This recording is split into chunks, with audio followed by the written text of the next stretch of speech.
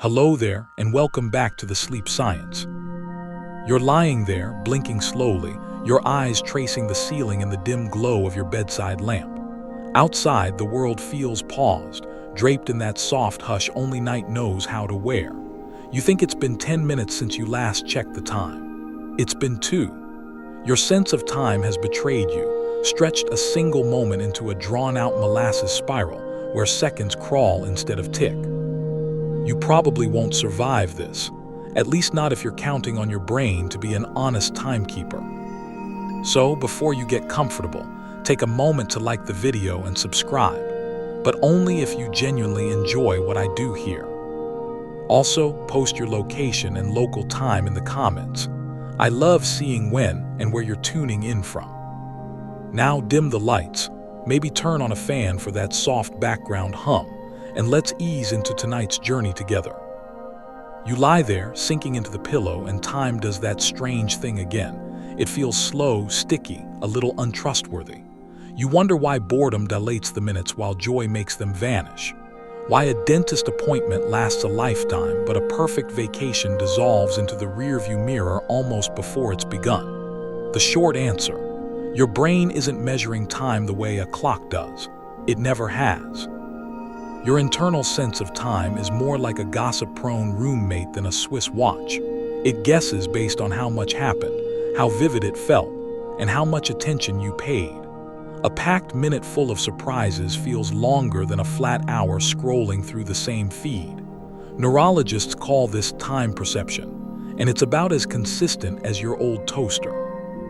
One of the earliest scientific attempts to measure this was done by Paul Fraisse in the 1960s. He found that when you're focused and stimulated, say, juggling or even just listening to rapid music, time seems to pass faster in the moment, but later it feels longer when you remember it. Meanwhile, boring moments stretch out while you live them, but compress into nothing in hindsight. Yep, your brain has double standards. You sit in traffic and time oozes by like syrup on a cold plate, but at the end of the day, you barely remember the wait at all. Nothing interesting happened, so your memory doesn't bother to log it. Historians still argue whether early societies even conceptualized time the way we do now. Did a Mesopotamian farmer, adjusting his sandals under the dawn sky, think of minutes and hours, or simply sunlight and shadow? Some anthropologists believe early humans lived almost entirely in event-based time. Things happened when the birds flew south or when the moon waxed full. Linear, measurable time. That came later, and it came with math. Here's a quirky tidbit for you. In certain languages like Amandawa, spoken in parts of the Amazon, there's no word for time as an abstract concept. You just exist within events. The sun rises. The hunt begins. Someone is born, that's it. No ticking, no countdowns, no existential dread from watching birthday candles multiply. Lucky them. Back to you, though. You're lying in bed again and the blanket feels heavier than it did 2 minutes ago. Or was it 5? You glance at your phone and gasp. It's been 40 minutes since you decided to rest your eyes for just a sec. How did that happen? Easy. Your brain got bored, slipped into neutral, and stopped keeping score. There's a theory called the internal pacemaker model, suggesting your brain emits pulses, tiny ticks, that get counted by another part of your brain like an internal stopwatch. When you're alert, more pulses are generated. When you're tired or distracted, the pace slows down. This is why stimulants like caffeine can make time feel fast, and why antihistamines, hello, sleepy allergy meds, can make an afternoon crawl like a bored cat. But the chemistry goes deeper than that. Neurotransmitters like dopamine don't just shape mood, they also shape time perception. High dopamine levels, like when you're excited or in love, speed up your internal pacemaker. That's why thrilling moments fly. Low dopamine, on the other hand, stretches time out painfully. No wonder depression can make a single day feel like a decade. Historical fact time. In the 18th century, a French physician named Pierre Jean-Georges Cabanis suggested that the soul was nothing more than the brain secreting thought, like the liver secretes bile. Gruesome, but ahead of his time. Today, we don't think of time as something that lives outside us, ticking away like a divine metronome. We realize more and more that your sense of time is your brain's chemical echo chamber, not the ticking of any universal clock. Now imagine this, you're in a white room. No windows, no sounds, no phone, no books, just you and the hum of fluorescent lights. You're asked to sit for 15 minutes and estimate when the time is up. Most people fail, miserably. The less stimulation you have, the more distorted time becomes. Some overestimate wildly. Some think only 5 minutes have passed. Sensory deprivation tanks exploit this quirk, melting your mental timeline into something fluid, almost psychedelic. Which brings us to a favorite image, molasses. Specifically the Boston molasses flood of 1919. A huge storage tank burst, unleashing a wave of sticky sweetness through city streets, reaching speeds up to 35 mph. People describe the flood moving like it had a mind of its own. That's time when you're bored, it looks slow, but it's still dragging you forward, sticky, relentless, slightly absurd. Time doesn't pass the same way for everyone either. The elderly often say days pass faster than they did when they were young. One explanation is the proportional theory. Each year becomes a smaller slice of your total life, so it feels shorter. When you're 5, a year is 20% of your memory. At 50, it's 2%. And don't even get started on the holidays. They seem to arrive faster every year, like relatives who ignore personal boundaries. And dreams, we'll get to those later. But let's just say your brain is not above inventing entire movie-length dramas during a 10-minute nap, or compressing hours of plot into a single sleep spasm. Time bends in dreams. Time melts. Salvador Dali might have been on to something with those floppy clocks. So next time you sigh and complain that the day is dragging, remember, it kind of is, but mostly because you're measuring it with a nervous, dopamine-hungry guess machine in your skull.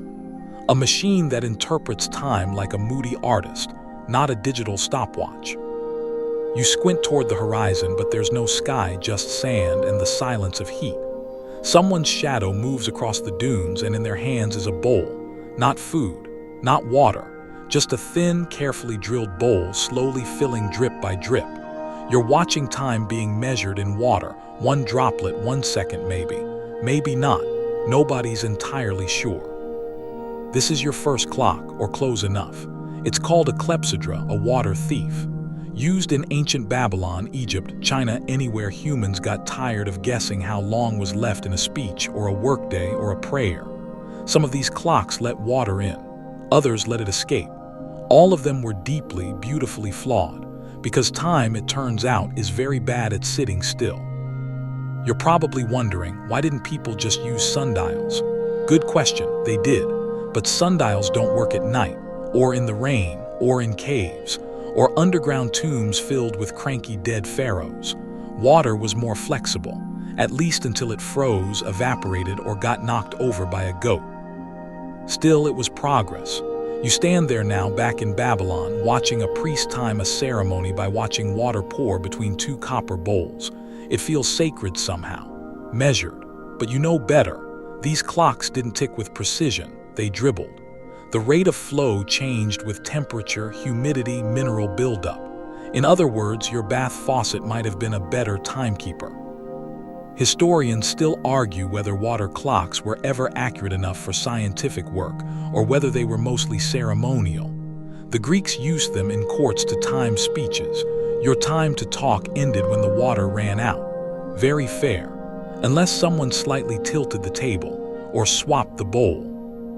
Now walk forward a few centuries. You're in Alexandria around 250 BCE. A man named Ctesibius adds gears and dials to a water clock. It's kind of amazing, actually. A float rises as water fills a container, and that float drives a gear, and the gear spins a little statue, and suddenly you've got a clock that moves. Time has a face now. Eyelids that blink, fingers that point. A tiny puppet show of passing moments. You reach out and touch it, it's cool, smooth. You can practically hear it hum with anxiety because this isn't just a machine. This is a declaration time can be seen, not just felt, not just lived, counted, displayed, judged. The next time you blink, you're in 11th century China, watching Su Song's water-powered astronomical clock tower click into motion. It's more than just a clock. It's a planetarium, a calendar, and a giant mechanical flex. He combines water wheels, escapements, and rotating star maps. It's 5 stories tall and honestly, kind of beautiful. But even this marvel struggles with time's slipperiness. Flow rates wobble, gears slip, water pressure falters. Engineers start dreaming of something better, something that doesn't depend on water, fire, or sunlight. Enter the candle clock. Yes, really. A measured candle with precise markings down the wax. As it burns, time is quite literally consumed. You measure your day and how much has melted. It's poetic, also flammable. Fringe fact: in 10th century Japan, people scented their candle clocks to signal different hours with different smells. Lavender for the evening, sandalwood for midnight. It's timekeeping for the nose. You can almost smell it now: warm wax, a trace of incense, the soft sizzle of melting hours. But let's not skip the obvious. All of these are desperate attempts to make time behave.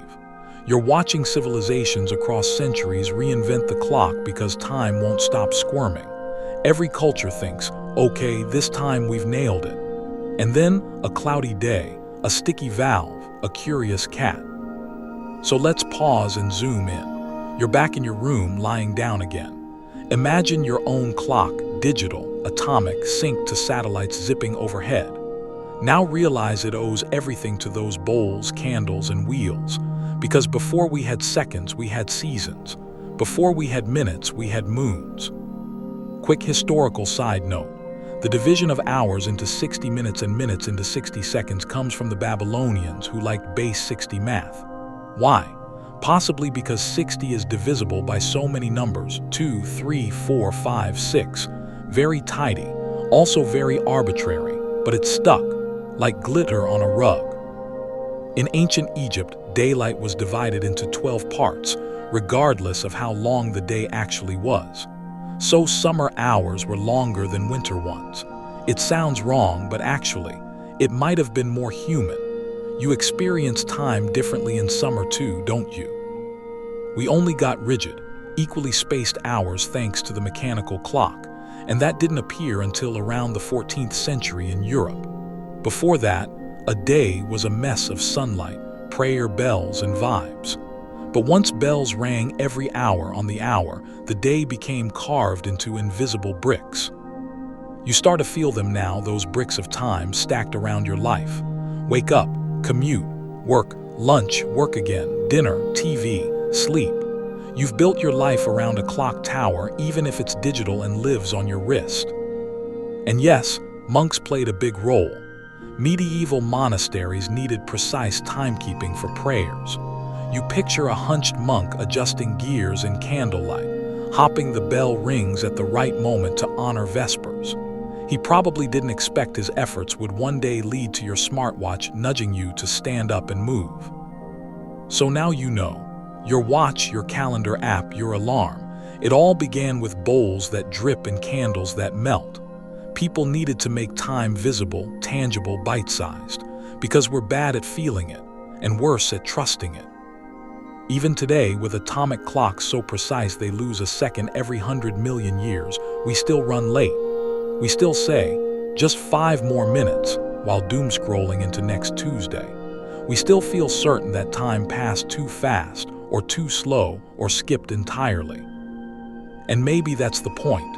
Timekeeping isn't really about time, it's about us, our craving for structure, our need to believe that the universe is measurable, that there's a rhythm, a beat, a way to dance with the chaos. You glance at your phone again. It's later than you thought, but somehow you don't mind. You wake with your face pressed into a field of barley. The stalks rustle gently in the wind, golden and half-shattered by last week's harvest. Far off, a line of people gathers near the riverbank, eyes turned skyward, waiting for the first light to strike the temple roof. Not to worship the sun, but to mark a day. To say, now begins the planting, or maybe, the festival starts tonight. You're watching a calendar in motion. No numbers, no pop-up notifications, just celestial shadows, crop rhythms, and blood rites. This is where it gets serious. Because time isn't just something to measure, It's something to live by. And you, ancient human that you are right now, need to know when the rains will come, when the floods might rise, when the gods expect your offerings and your grandmother expects her midwinter feast. So naturally, someone invents a calendar, but not the one hanging on your fridge. This one's built from moons, harvests, animal migrations, and, of course, astrological drama. Take the Mayans. You stand beneath their stone ziggurats now, watching priests in feathered headdresses track Venus across the night sky. Their long count calendar spans thousands of years and makes your digital day planner look like a crayon drawing. Each glyph hums with ritual weight. Each cycle promises not just seasons, but endings, beginnings, maybe even apocalypse. Historians still argue whether the Mayan calendar truly predicted a 2012 doomsday, or whether that was just a massive misunderstanding, one fueled by pop culture, conspiracy theorists, and the general human love of drama.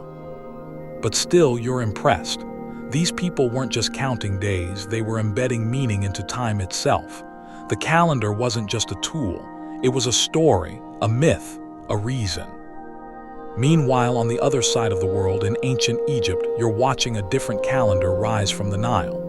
The river floods every year like clockwork, and that cycle becomes the backbone of Egyptian time. They divide the year into 3 seasons: inundation, emergence, and harvest. Each of those with 4 months, each month with 3 weeks, each week with 10 days. Is it complicated? A little, but it works. And don't even get me started on the Romans. You flash forward and now you're in a forum, sandals slapping against mosaic. A man named Julius Caesar is sighing deeply as he realizes that the Roman calendar is a hot mess. Too many months, too many festivals. Everyone's celebrating spring in what feels like autumn. So he hires astronomers, consults Egyptian knowledge, and creates the Julian calendar in 46 BCE, adding a leap year and resetting the cosmic mess. It works for a while, but spoiler, it doesn't account for the fact that a solar year isn't exactly 365.25 days. So after a few centuries, the calendar starts drifting. Festivals misalign, Easter drifts towards summer, panic, reform. Eventually, in 1582, Pope Gregory XIII steps in and introduces the Gregorian calendar, the one most of us use today. He deletes 10 days from the year, just erases them. Poof. If you were alive then, you went to bed on October 4th and woke up on October 15th. No explanation, no apology. Imagine missing your birthday and your rent payment because time itself got edited. Fringe fact, not everyone adopted the Gregorian switch right away. Britain and its colonies didn't change calendars until 1752. That's right. You could have traveled from France to England and lost 11 days just crossing the channel. But here's the bigger picture. Time, especially calendar time, has always been chemical. Yes, chemical. Not in the beaker and lab coat way, but in the way that ripening fruit signals readiness, that lunar tides pull at the human body, that hormonal cycles match lunar ones more than we like to admit. Agriculture was the first real timekeeper. You feel it now in your hands, dirt-caked, sunburned, raw. The grain must be sown now or you'll starve later. That's the equation. And slowly, time becomes tied not just to the stars, but to you. It seeps into rituals. The solstice becomes a reason for fire. The equinox becomes a metaphor for balance. People begin to perform the calendar, dancing it, feasting it, bleeding for it. It's the chemistry of seasons and the choreography of belief. You crouch by a fire with a tribe in what will someday be Britain. They mark midsummer with oak leaves and midwinter with blood. Someone hands you a baked wheel of bread, its design carved into quarters, symbolizing the year's turn. This will one day become a pagan holiday, and later still, a Christian one. Calendars don't just organize crops, they organize power. Once rulers figured out that whoever controls the calendar controls the rhythm of society, they got busy branding months and years with their names, their gods, their conquests. You've probably heard of July and August, but did you know they used to be called quintiles and sextiles? Caesar and Augustus renamed them. Imagine if your boss decided to rename October Bosstober, and everyone just went with it. You sigh, time is no longer a river or a sunbeam. It's a weapon, a script, a tax schedule, a holiday planner, a public performance. And now, back in the present day, your calendar app is pinging you with reminders. Dentist in 30 minutes, rent due tomorrow, your cousin's weird baby shower on Sunday. The chemistry of time is still with you, only now it's digital, color-coded, and probably linked to 3 different cloud services. But behind that app, behind the Gregorian grid and your birthday countdown, there's still that barley field, that lunar tide, that anxious priest watching the stars. And you, still trying to make sense of how this moment fits into a bigger story. You slip through a creaking doorway and are instantly met with the scent of oil, varnish, and old pine dust. The air hums faintly with the sound of ticking, not one clock, but dozens, maybe hundreds, each one slightly out of sync. Some chirp every few seconds. Others thump like tired hearts. You're in the workshop of an old clockmaker and time is everywhere, but not quite where you expect it. On the far wall, a grandfather clock leans like a sleepy giant, its face yellowed with the years, its pendulum swaying like it has all the time in the world. You reach out and touch the cool brass of a gear, the tiny etching of a date almost rubbed away, 1748. You've stepped into a place where time can be taken apart, oiled, wound back up, as if fixing time were just a matter of turning the right screw. It wasn't always like this. Before gears and pendulums, before escapements and mainsprings, time moved with the sun and the moon. But here, time is a machine, a slow, breathing one. The pendulum changed everything. Invented, or at least formalized, by Dutch scientist Christian Huygens in 1656, the pendulum clock suddenly made timekeeping vastly more accurate. He took Galileo's observations, the telescope guy, and turned them into gears and escapements. Suddenly, we could measure seconds precisely, not just days, not just afternoons, seconds, little ones, consistent ones. Historians still argue whether the invention of accurate clocks sparked the Industrial Revolution or if it was the other way around. But one thing's clear. Once we could cut time into small, predictable units, we did, mercilessly. You picture a loom clicking, a factory whistle blowing, a train conductor staring at a pocket watch with military precision. The world snapped into hourly obedience, and clocks became not just instruments but bosses. Back in the workshop, you study the innards of a dismantled mantle clock. The gears are tiny, delicate. Tooth by tooth, they pass energy along like whispers. This is mechanical chemistry, stored energy, measured release, precise movement through friction, tension, and balance. Fringe fact for you: in some antique clocks, clockmakers used animal fat to lubricate the gears. Over time, that fat would go rancid and the clock would start smelling unique. Think barnyard meets burned toast. So yes, some clocks quite literally reeked of time. You spot a row of pocket watches on the table, each one a tiny universe. They feel like old secrets in your palm, heirlooms from a slower world. You wind one carefully and hold it to your ear. The ticking is steady, confident. It's not a countdown, it's a presence. But your eyes drift to the most fascinating clock in the room, the atmospheric one. You lean closer. This clock has no battery, no key. It runs on changes in temperature and barometric pressure, swelling gases and contracting metals.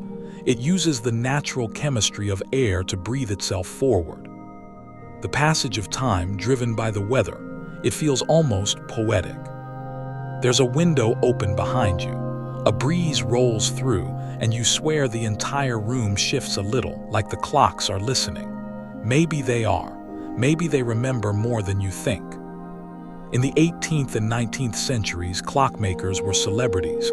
Some even traveled with kings. Their work was admired like art, because it was art, but also science.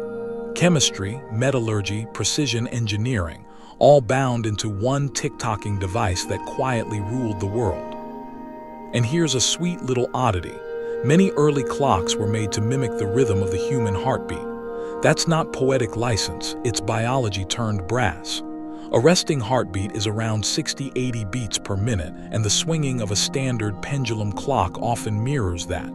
Tick, tock, like breath, like blood, like something alive. You sit down in a creaky wooden chair and just listen. The ticking forms a chaotic symphony. One clock stutters, another surges ahead. Some pause in strange unison as if gossiping behind your back. But there's comfort in the clutter. Time isn't clinical here, it's quirky, personal, lopsided. That's important to remember. For all our digital precision today, early clocks were always a little bit wrong. They had personalities, biases, maybe even moods. A slight draft in the room, your clock runs fast. A cold morning, it runs slow. Time was something you had to tend to. Back in the day, towns had clock winders, actual people who were paid to go around winding the public clocks every day. Imagine that job, walking through snow up steeples just to give time a little push. There's a brass sign on the wall beside you, half tarnished. Time made here. And it's true. This is one of the few places left where time doesn't just pass, it's built, adjusted, balanced. You glance at a newer-looking model on the counter. Quartz. Modern. A little smug. Quartz timekeeping began in the 20th century and blew the old clocks out of the water in terms of accuracy. It uses a tiny crystal that vibrates at a known frequency when electrified. Super consistent. Super boring. No gears, no romance. Just pure atomic predictability. You can't help but feel a little wistful. The old clocks may have been less precise, but they sounded like time. They looked like memory. They wore their age like jewelry. One last surprise, there's a clock in the back of the shop that runs backward. Why? No one knows. Maybe it was a mistake. Maybe the maker had a point to make. Maybe it was just a joke. But it ticks confidently in reverse, unwinding time second by second, daring you to question its truth. And maybe that's what time is really like. Not a march forward, not a clean sequence, but a slow, mechanical poetry. Equal parts rhythm and rust. You brush sawdust from your sleeve, stand up and step back outside. The sun is lower now. The light has changed just slightly, but inside you something's shifted. Time isn't just slipping away. It's ticking, pulsing, humming, and someone somewhere is still winding the springs. You open your eyes to find yourself, yawning, again, maybe for the third time in 5 minutes. Your limbs feel like overcooked noodles. Your eyes are dry, your thoughts are slow, and your phone says it's 3:17 a.m. A time when no one should be awake unless they're giving birth, pulling a graveyard shift, or writing questionable tweets. You know you're tired, but your body disagrees. Your heart's still a little too quick. Your mind won't stop narrating things like it's in a dramatic period piece. And there's a reason for all this. Your circadian rhythm, the hormonal conductor of your 24-hour symphony, has gone rogue. You have a tyrant living in your brain. It's about the size of a grain of rice, and its name is the suprachiasmatic nucleus. We'll call it SCN because we're not here to bite our tongues in the dark. This little structure lives in the hypothalamus, and its entire job is to manage the flow of time in your body. That includes when you sleep, when you're alert, when you're hungry, and even when you're most likely to have a creative idea or an emotional meltdown. The SCN keeps the rest of your body on schedule by releasing hormones in a carefully choreographed cycle. Melatonin to make you sleepy, cortisol to wake you up, ghrelin to make you eat questionable snacks at 2 a.m. It's a hormonal puppet show, and you're the slightly confused marionette. Circadian rhythms aren't just about sleep. They control the timing of countless chemical processes, like when your liver gets busy detoxing, or when your skin decides it's time to repair that mystery bruise you forgot about. Your body, not just ticking, it's timing everything, in slow, chemical waves. But here's the catch. Your circadian rhythm doesn't run exactly on a 24-hour cycle. In most people, it's a little longer, closer to 24.2 hours. Left to its own devices in a cave or a bunker with no natural light, your body will slowly drift later and later each day. You become your own time zone. And that's why light matters so much. Sunlight is the great reset button. It hits the back of your eyes, travels through a special pathway, not for vision, just for rhythm, and tells your SCN, hey, we're still on Earth. Start the day. Artificial light works too, but it's not as powerful. And blue light, the kind from phones and screens, can be especially mischievous.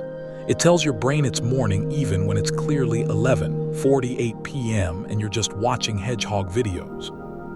Historians still argue whether pre-industrial people actually slept in one long stretch like we do now. Some evidence suggests that they practiced segmented sleep, 2 shorter blocks, separated by a period of wakefulness in the middle of the night. You sleep for a few hours, wake up for an hour or two, maybe pray, read, visit a neighbor, or stare at the ceiling contemplating mortality, then go back to sleep. Sounds oddly familiar, doesn't it? You've probably felt this rhythm yourself, wakeful at 2 a.m. for no reason, then drifting off again at 4. It's not a glitch, it's a feature, a chemical one. Now meet melatonin, the so-called sleep hormone. It doesn't knock you out, but it does lower your body temperature, reduce alertness, and tell your body that sleep is a good idea. It's produced in your pineal gland in response to darkness. Fun fact, your pineal gland has photoreceptors similar to those in the eyes, even though it's buried in the middle of your brain. Evolutionary echo, probably, or maybe it just wants to be close to the action. Melatonin levels rise in the evening, peak in the early part of the night, and drop off by morning. But it's easily fooled. A single hour of screen time in bed can delay melatonin release by 30 minutes or more. A tiny flicker from a hallway light can reduce it. You are, chemically speaking, a moth. But let's talk about the flip side, cortisol. Often misunderstood as a stress hormone, cortisol actually has a normal daily cycle, peaking shortly after you wake up. It boosts alertness, raises your blood sugar, and basically yells, time to go, to every cell in your body. Without that morning cortisol spike, you'd be a very soggy pancake of a person.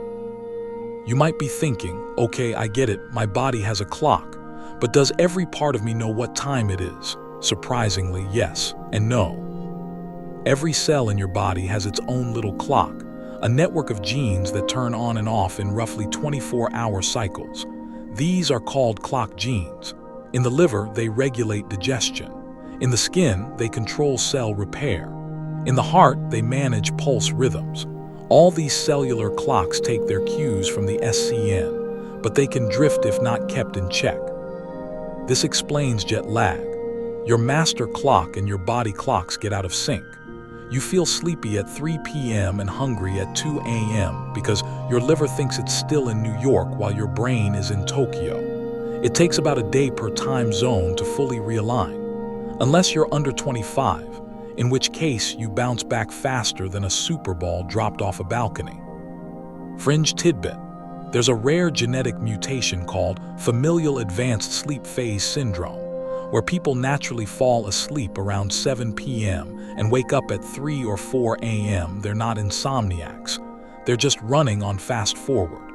If that's you, you're basically a time traveler with a very boring social life. Now zoom out. Think about how society treats circadian rhythm like an optional suggestion. We start school at 7 a.m., even though teenagers are chemically nocturnal. We make shift workers flip between night and day with zero adjustment time. We travel across 6 time zones and expect to perform at 100% after 1 espresso and a bagel. It's madness, it's chemical cruelty, but it's normalized. We build a rigid schedule, then punish ourselves when our internal clocks don't want to play along. So tonight, when your eyes get heavy and your thoughts start looping like a screensaver, don't fight it. That's not laziness. That's your biology whispering, now. Now is the right time. And if your brain still resists, just remember, somewhere deep inside your skull, a grain of rice-sized tyrant is pulling every lever it can to remind you that you are a creature of rhythm, not routine. And like all tyrants, it doesn't care if you have a deadline tomorrow.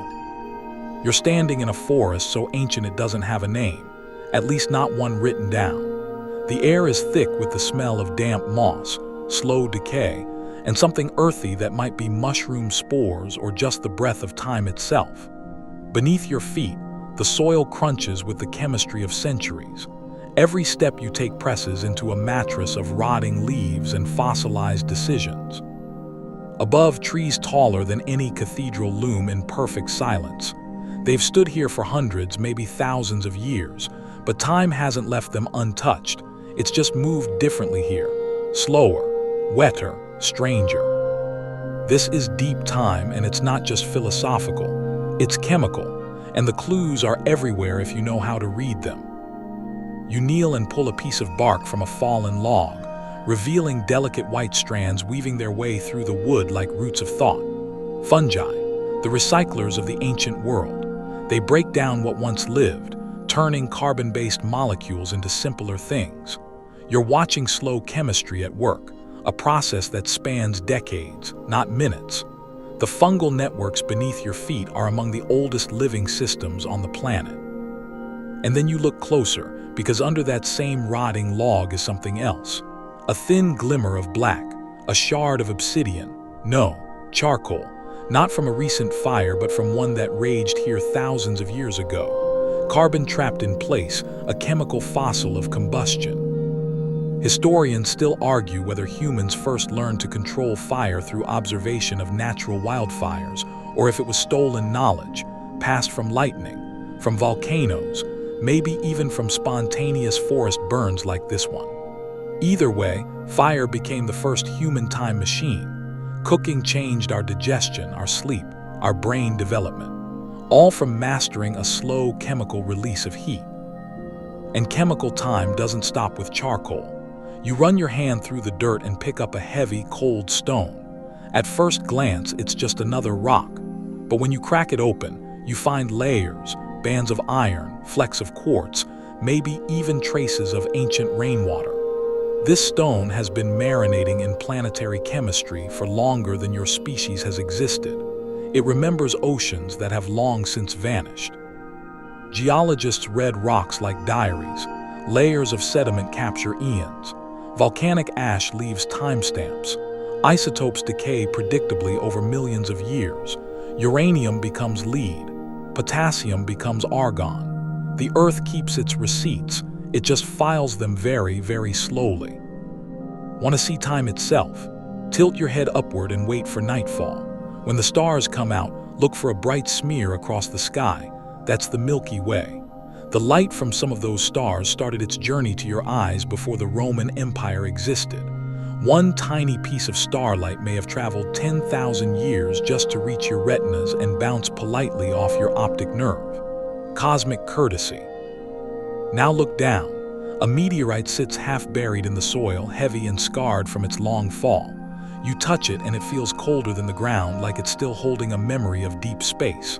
This rock wasn't formed on Earth. It was forged in a star, possibly before our sun was born. It's older than your species, maybe older than your planet, and now it's just here, under your foot, casual. Fringe fact: the Murchison meteorite, which fell in Australia in 1969, contains amino acids, organic compounds that are part of the chemical blueprint for life. Some of them are estimated to be over 7 billion years old. That's right, 7 billion.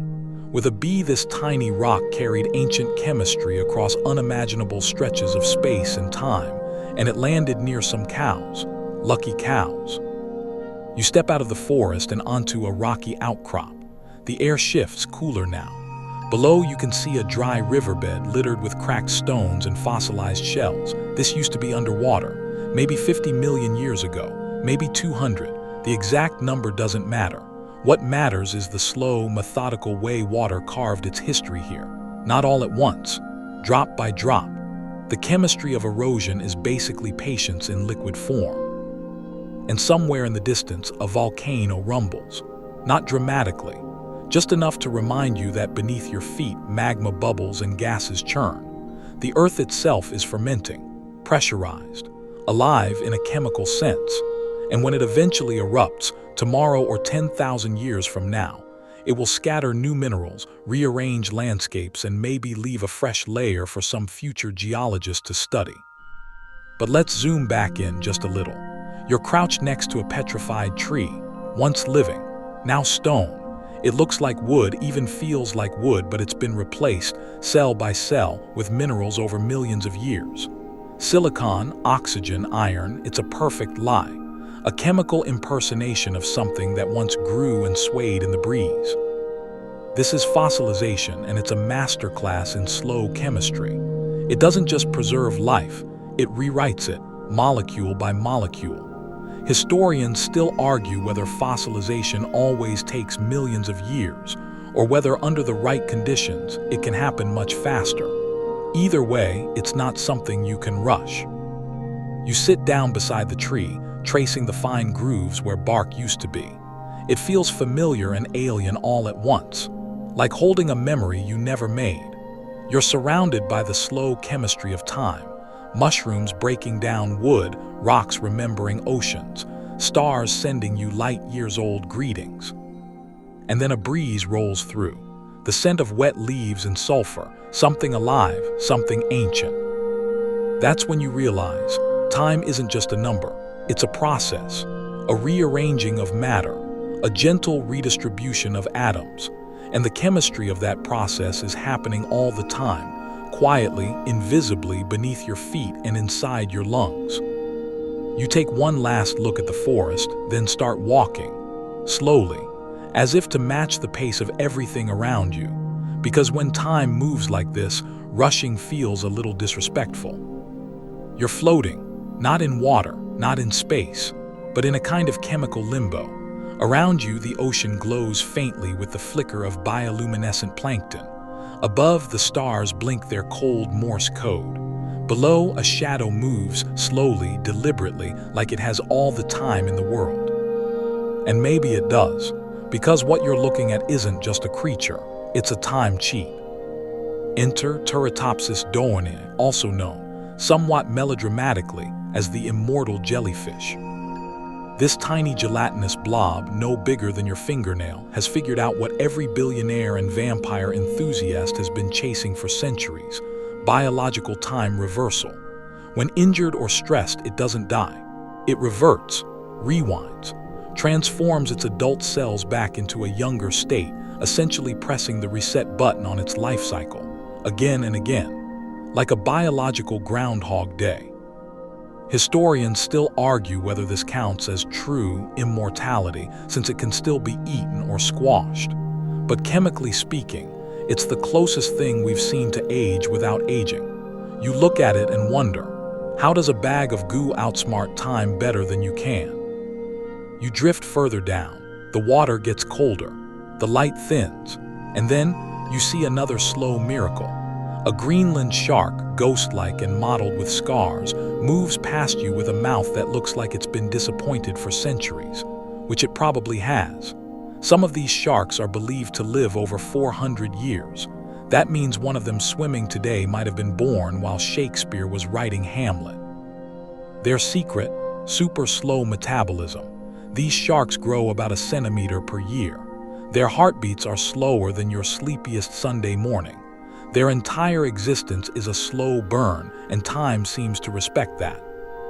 Back on land, you crouch beneath a windswept pine tree.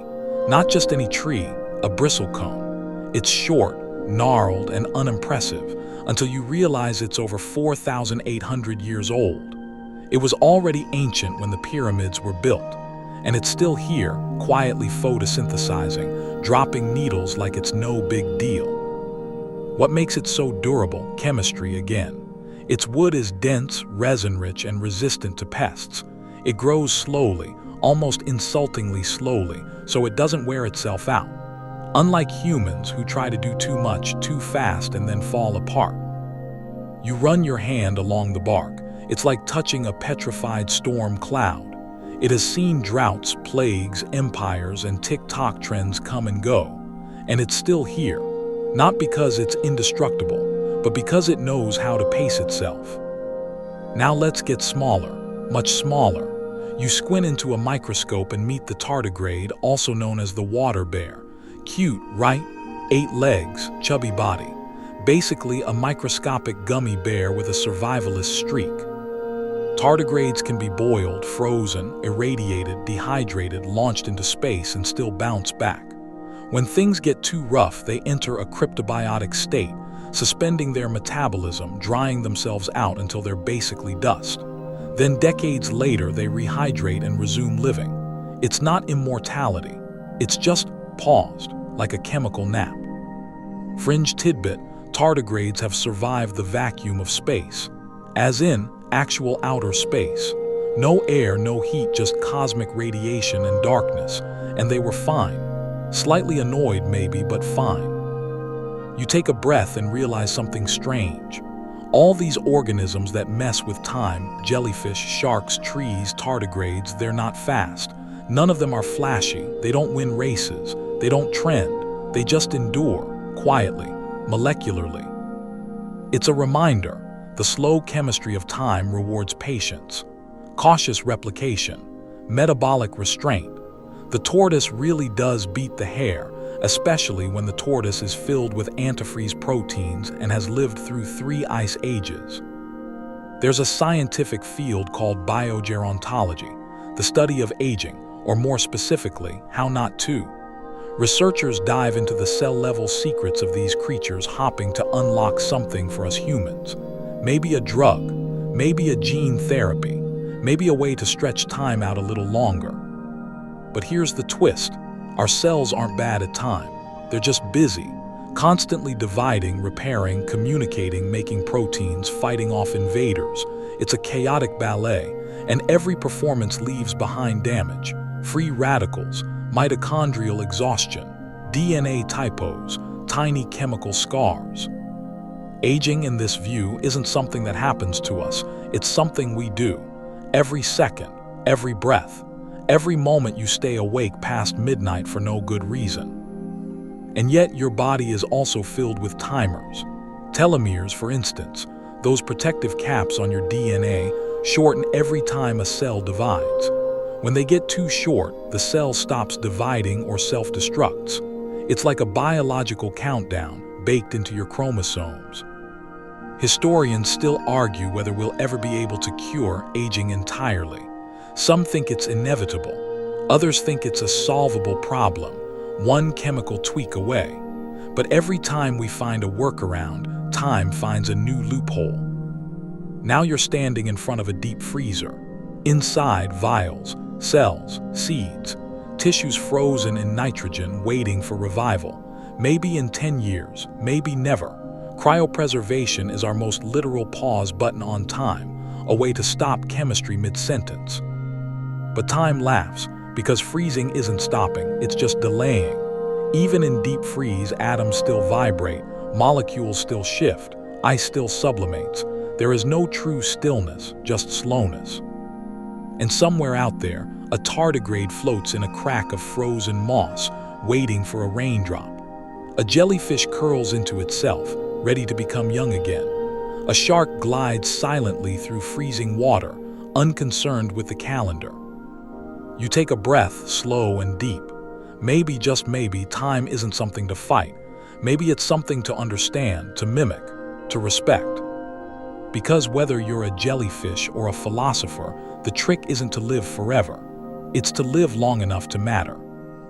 You're holding a rock, just a rock. Gray, a little speckled, not particularly shiny. But inside, something extraordinary is happening, has been happening for millions of years. You don't see it. You don't feel it. But atoms are breaking down.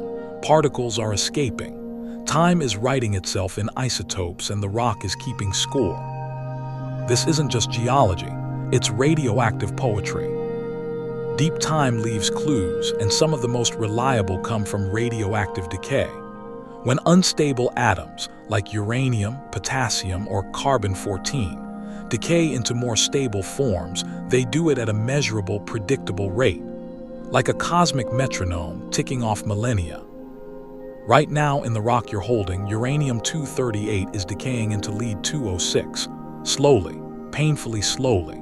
The half-life of uranium-238 is about 4.5 billion years. That means it takes that long for half of it to turn into lead. You could stare at this rock until your bones turned to dust and the process would barely budge. That's how patient radioactive decay is. It's the tortoise of timekeeping, possibly sedated. Historians still argue whether radiometric dating techniques are as foolproof as they seem.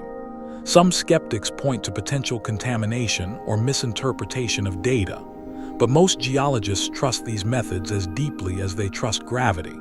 After all, when multiple isotopes in the same rock point to the same age, well, time starts to look pretty solid. Let's zoom in. You're now looking at the atom itself. A uranium nucleus is quietly unstable. It wants to change. It wants to become lead, but not yet. It throws off alpha particles like a lazy campfire tossing sparks. Each one changes the identity of the atom, not in one dramatic moment, but over eons. It's nuclear puberty. You walk into a lab, white walls, fluorescent lights, and machines humming with precision. Scientists here use mass spectrometers to measure the ratios of isotopes in a rock sample. From those numbers, they back-calculate the age of the rock. It's math, but it's also magic.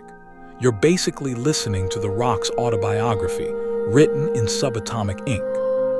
Now you're standing in the Jack Hills of Western Australia. The air is dry, the land cracked like old leather. And here, geologists discovered zircon crystals dated to 4.4 billion years ago, among the oldest materials ever found on Earth. These tiny shards have survived tectonic chaos, asteroid impacts, and possibly even Twitter. How? Because they're chemically stubborn, resistant, solid. Inside each zircon is a record of radioactive decay, a perfect little timestamp, like a receipt from the dawn of the planet. These crystals tell us Earth had liquid water earlier than we thought, maybe even a primitive atmosphere. Time doesn't just erode, it reveals. Fringe tidbit. Some scientists think these ancient zircons could contain hints of early microbial life. Not fossils exactly, more like chemical shadows. A whisper that life might have started far earlier than expected, swimming through primordial muck while the planet was still cooling. Now shift to something more familiar, carbon-14. This isotope is created in the upper atmosphere when cosmic rays interact with nitrogen. Plants absorb it through photosynthesis. Animals eat the plants. You eat the animals, or the plants. Either way, your body becomes a ticking clock. When you die, the carbon-14 inside you starts to decay at a known rate. After about 5,730 years, half of it is gone. After 11,460 years, only a quarter remains. That's how we date bones, wood, cloth, even ancient bread. There's a charcoal fragment from a prehistoric campfire dug from a cave in France. It looks like nothing, a smudge, really. But carbon dating reveals it's over 30,000 years old. And just like that, the ghost of a fire returns. You can almost feel the warmth. Hear the mammoth hide tent rustling. Smell the roasted, whatever Paleolithic folks were into. But radiocarbon dating only works for relatively recent stuff up to about 50,000 years. Beyond that, the carbon-14 is too faint to measure. For deeper time, we turn to other isotopes: potassium argon, rubidium strontium, samarium neodymium. Sounds like a fantasy novel, but it's just your average geological spellbook. You're now standing near a volcano. The ground steams. Sulfur stings your nose. When lava cools, it locks in isotopic ratios that begin ticking immediately, like a stopwatch that starts when the rock hardens. Later, scientists return to measure that decay and figure out when the eruption happened. It's forensic geology. Radiometric dating has helped us build the geologic timescale. Cambrian, Devonian, Jurassic. You've probably seen those timelines, the kind with weird sea creatures at the bottom and sad-looking Neanderthals near the top. Without radioactive decay, that timeline would be guesswork. But thanks to atoms that can't stop falling apart, we know when mass extinctions occurred, when continents collided, and how long it took for oxygen to show up in the atmosphere. Now here's a delightful rabbit hole. Radioactive decay doesn't just tell us about the past. It also fuels the present. The heat from Earth's core, the very thing that drives plate tectonics and volcanic activity, is partly powered by the decay of radioactive elements. Without that heat, Earth would be a frozen rock. Life? Probably not. And oh yes, your smoke detector at home. It uses a radioactive isotope called americium-241. It releases alpha particles to detect changes in air conductivity, like when smoke wafts in. Timekeeping and safety, all in one tiny radioactive package. You sit down on a rock and hold a Geiger counter in your lap. It clicks softly.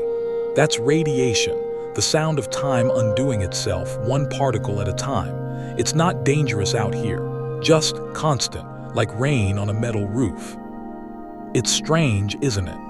That something as destructive sounding as radioactive decay is also the reason we understand the age of Earth, that every nuclear reaction tells a story, that the past is still talking, it's just using the language of particles. And you're made of atoms too, carbon, calcium, iron, many of them forged in stars billions of years ago. Some of the atoms in your body are older than Earth, older than the sun, older than the idea of time itself. So when you hold that rock again and feel its silent weight in your palm, don't think of it as dead. Think of it as a clock, one that ticks on a timescale your nervous system will never comprehend. But your imagination might. You're hunched over a bubbling flask in a cramped stone room lit only by candlelight and the occasional electric blue crackle of something probably dangerous. The air is thick with strange scents, sulfur, honey, old leather, and a hint of regret. You're not in a modern lab. You're somewhere much weirder. This is an alchemist's chamber, and here, time is less a measurement and more a material to manipulate. Welcome to the Middle Ages, where chemistry goes by a different name. Chemistry and its practitioners wear robes instead of lab coats. They've got ancient texts, symbolic diagrams, and a deep, possibly unearned confidence in their ability to turn lead into gold, or more ambitiously, to conquer time itself. You stir a blackened crucible with a charred stick. It hisses. Maybe it's working. Maybe you're about to make the philosopher's stone, or maybe you've just created a new kind of medieval soup. Historians still argue whether alchemists genuinely believed in immortality potions or were just dabbling with metaphor. Some saw their work as literal, reverse aging, live forever, get rich doing it. Others saw alchemy as spiritual, a transformation of the soul through the purification of matter. And of course, there were the show-offs just trying to impress patrons with a bit of colored smoke and sleight of hand. But here's the thing. Despite the robes and dramatic beards, alchemists weren't just mystics. They were proto-chemists. Many of their methods, distillation, sublimation, calcination, form the backbone of modern lab techniques. They cataloged substances. They experimented. They recorded what happened when you left mercury in sunlight for too long. Hint, it's not recommended. And most importantly, they were obsessed with change. And what is time if not change? One alchemist stands out among the bubbling chaos. Paracelsus, Swiss, stubborn and deeply skeptical of traditional medicine. He believed that everything, illness, age, personality, was the result of chemical imbalances. So naturally, he tried to fix people with metals: mercury, antimony, sulfur. His medical treatments were often riskier than the diseases they claimed to cure. But he was onto something: the body as a chemical system, a time-sensitive one. You glance at a yellowing manuscript and see a familiar word: elixir, the fabled elixir of life, supposedly able to grant eternal youth or at least a really excellent complexion. Recipes varied wildly. Some called for gold dissolved in wine. Others included herbs, dragon's blood, which, spoiler, is just resin, or purified moonlight. No two were the same, and none of them worked. At least, not in the way people hoped. But here's the fringe tidbit. Some alchemists did stumble across real chemical longevity, just not for humans. In their quest for immortality, they accidentally created substances that are absurdly stable. Think pigments that never fade, metals that resist corrosion, concoctions that outlast their inventors by centuries. Time didn't bend, but it stuck to the work. And let's talk gold. Not the get-rich part, but the why is everyone obsessed with it part.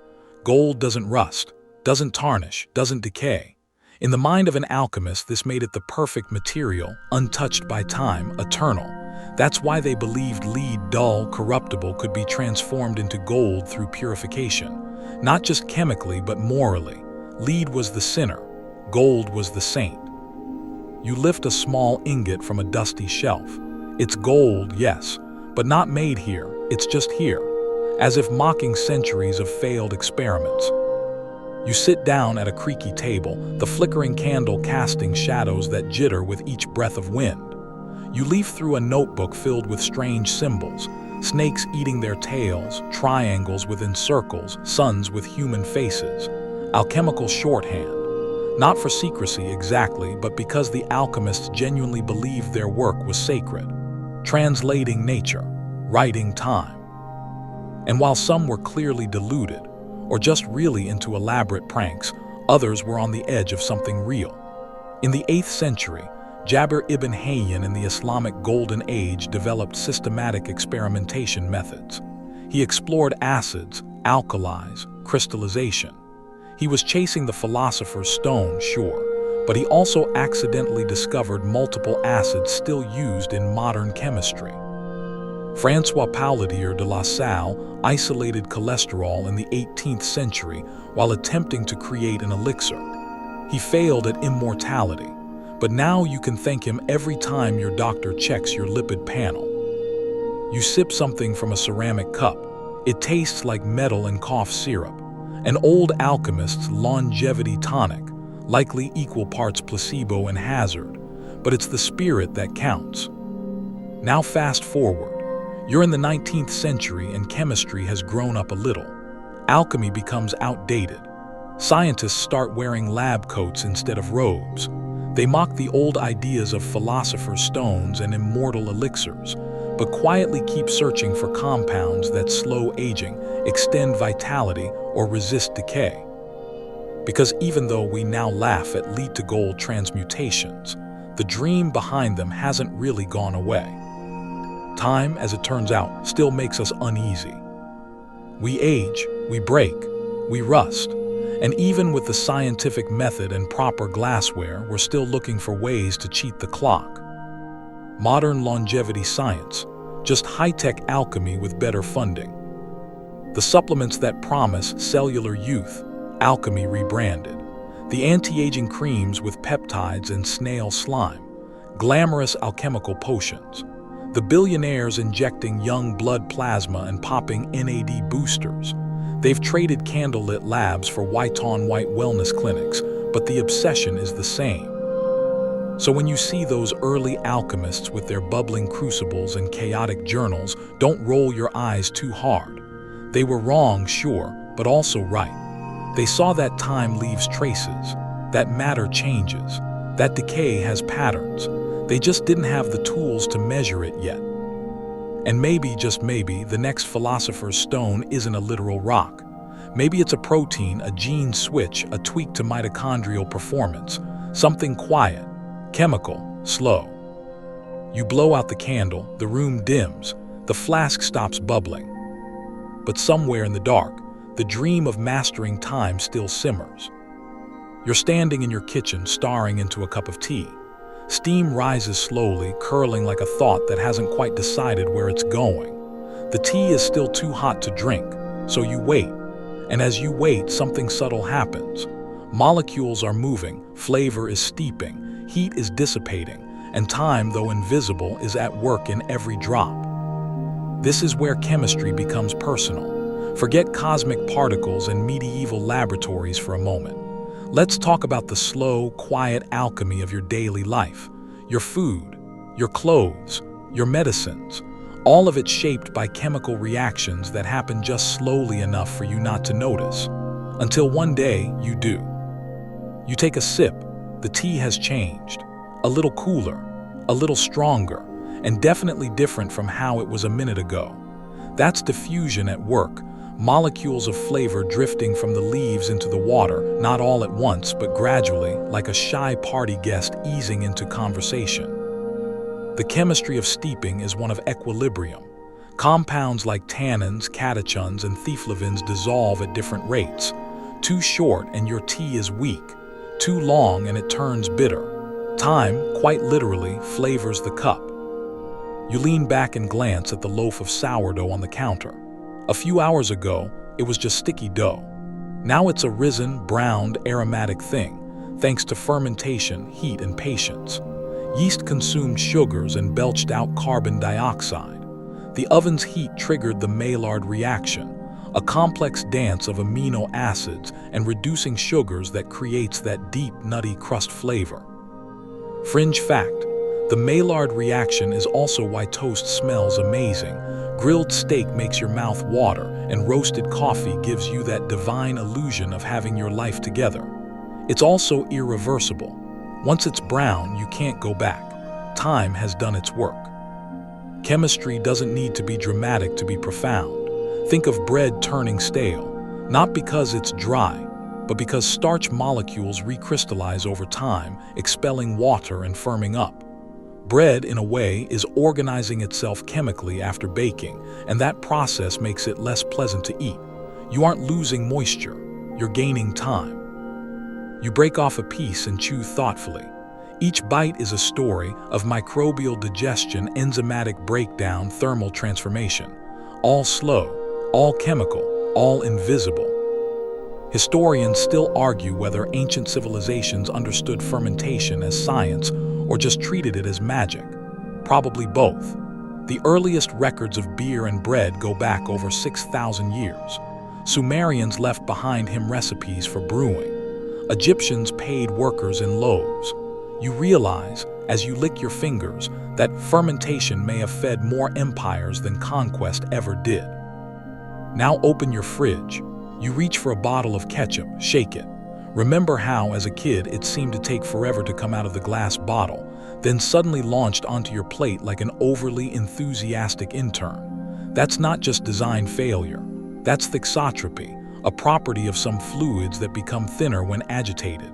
Time plus force equals flow, a condiment physics lesson. Your eyes drift to the eggs. Fresh ones float differently than older ones because air seeps in through the porous shell. Inside, proteins slowly denature. The yolk flattens. The white thins. No timer needed, time is visible. Eggs tell you how old they are. You just have to ask the right chemical questions. You grab a t-shirt from the laundry basket and hold it up. Faded, a little stretched. That wasn't always true. Textile fibers undergo oxidation. Dyes break down under UV light. Polyester slowly releases plasticizers. Even your clothes are aging, molecule by molecule. And that bottle of ibuprofen, it has an expiration date.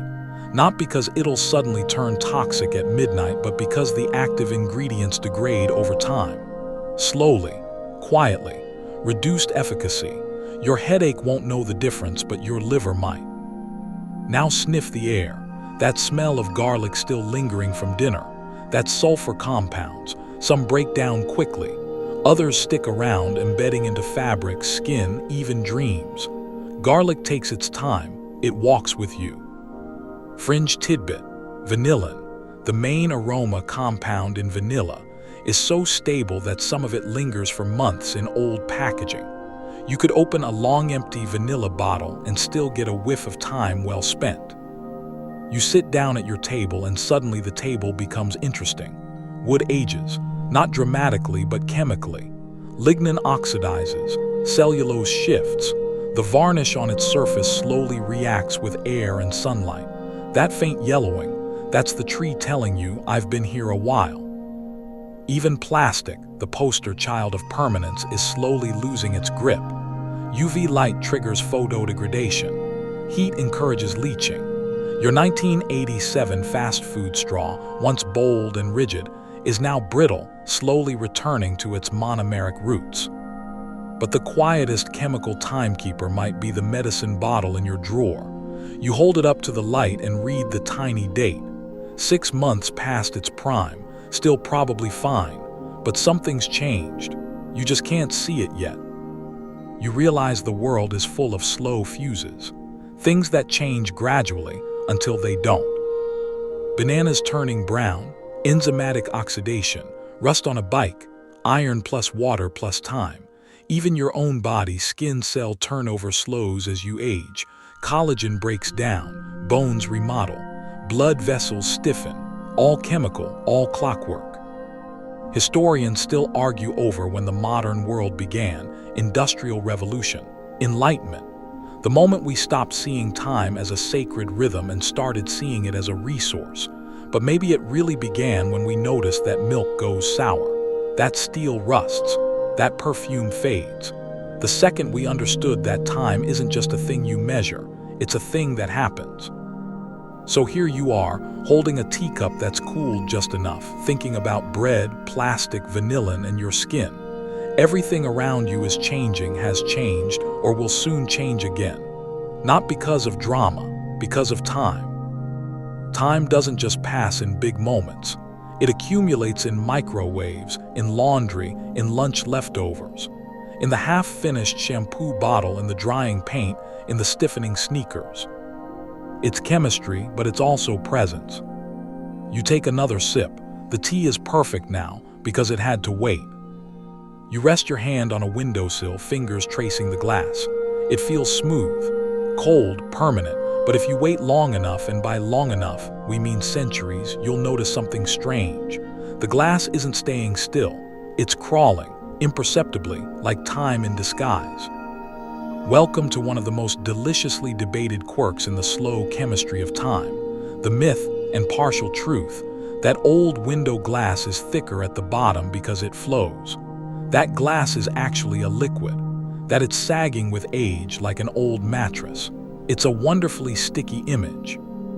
Historians still argue whether this is fact or just an artifact. Yes, many medieval windows are thicker at the base, but that might be a manufacturing issue, not a slow-motion slouch. Ancient glass-blowing techniques weren't exactly precision work. Still, the idea stuck, probably because it's irresistible to imagine that something so solid is just pretending. So is glass a liquid? Not quite. It's what's called an amorphous solid, a state of matter somewhere between rigid crystal and free-flowing goo. On a molecular level, glass is disorganized. Unlike ice or quartz, its atoms don't settle into a repeating lattice. Instead, they're frozen in a kind of arrested development, structurally chaotic, locked in place but itching to relax. Given enough time, like geological time, glass might reconfigure itself, rearranging ever so slightly, flowing at a pace so glacial it makes glacial movement look hasty. It's not that glass wants to move, it's just not entirely sure what it is. Now walk across the room. There's a painting on the wall, faded at the edges, once vibrant, now tinged with the yellow of nostalgia. That's time again. Slow chemical change, one photon at a time. Pigments degrade. Some, like lead white, darken over centuries. Others, especially early synthetic blues and greens, react with atmospheric pollutants and shift color, like a moody teenager repainting their bedroom walls. Artists of the Renaissance didn't know their masterpieces would mutate. They thought they were painting forever, but forever has chemistry. You lean in closer and notice the varnish, a once glossy coating now crazed with tiny cracks, a spiderweb of dried resin. This is called craquelure, and while it looks decorative, it's really just shrinkage, a timeline etched in tension. As the varnish aged, it stiffened and pulled away from itself, a chemical wince. Fringe tidbit: some art restorers can date paintings based on the depth and pattern of craquelure. It's like dendrochronology, but for suffering oil portraits. And even the canvas, humble, fibrous, probably linen, has its own chemical life. Over decades, it absorbs moisture, releases tension, becomes brittle. The same cellulose structure that made it sturdy now turns it fragile. Time didn't ruin the art, it collaborated. Shift your gaze now to something humbler, an old plastic toy at the back of a drawer. Its surface is sticky, slightly discolored. This is plasticizer migration. The flexible chemicals added to keep plastic soft are slowly leaching out. The polymer chains reorganize. The object becomes brittle, less shiny, slightly embarrassed. Time in polymer form is a slow unraveling. Back to your clothes for a second. Denim fades, cotton yellows, elastic loses its snap. These aren't aesthetic accidents.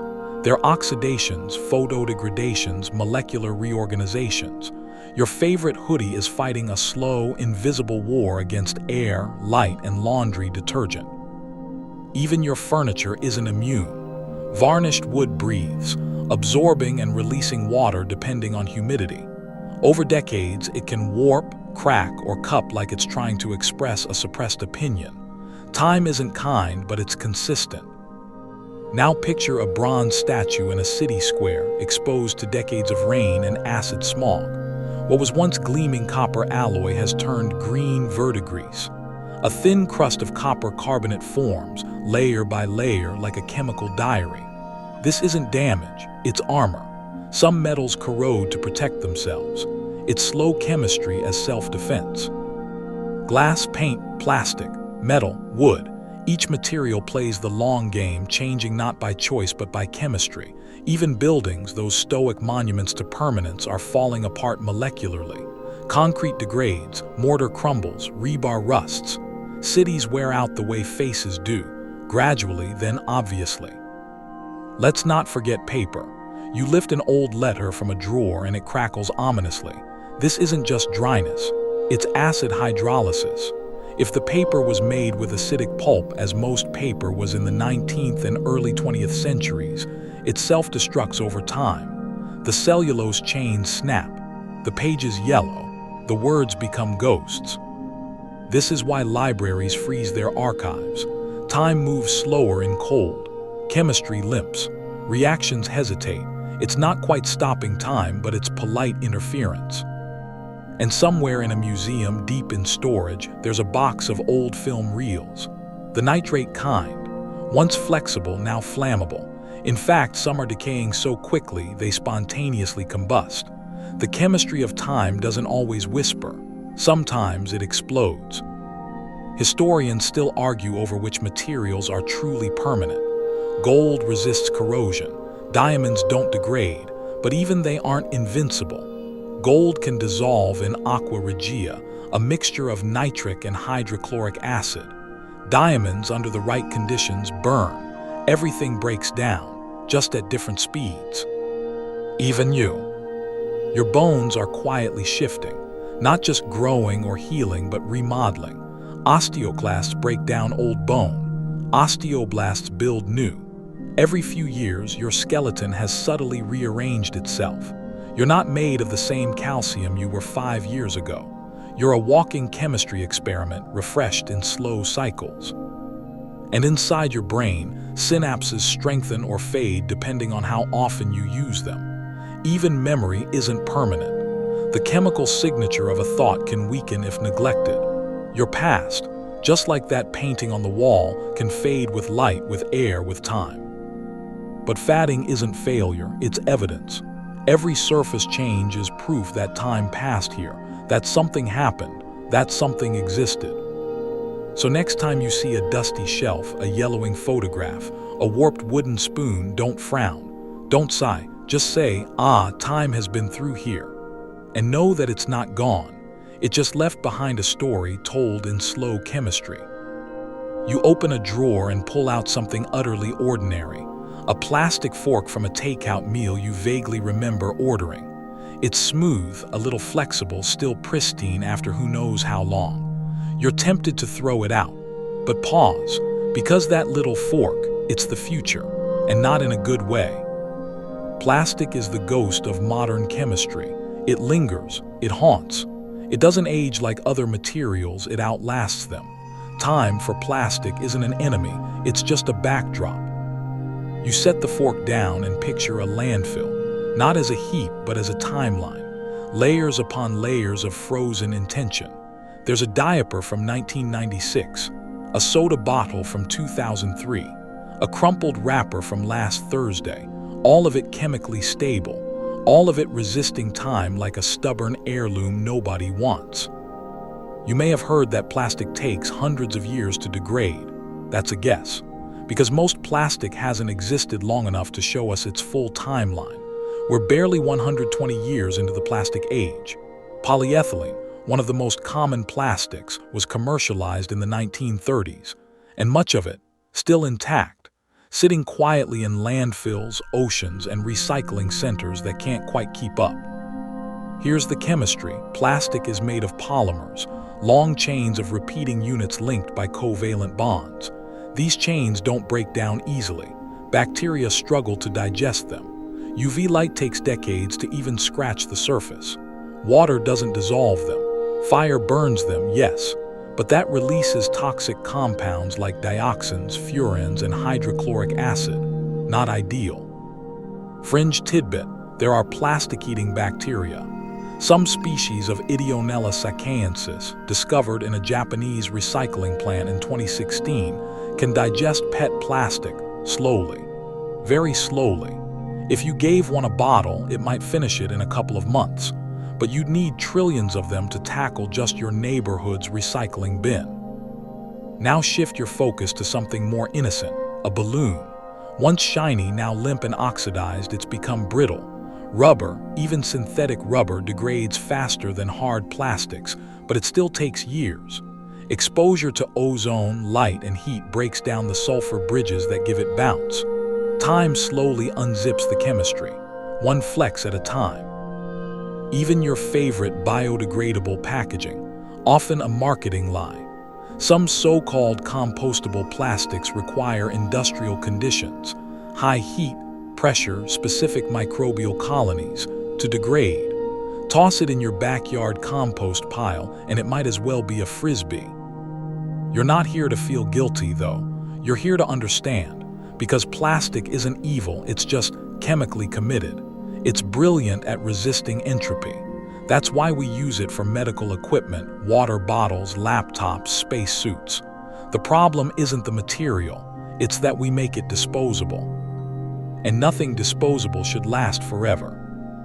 Historians still argue about when the plastic crisis truly began. Was it with Bakelite in the early 1900s? With Tupperware in the 1940s? With the explosion of consumer goods after World War II? Or was it when recycling shifted from corporate responsibility to consumer guilt? You pick up that fork again.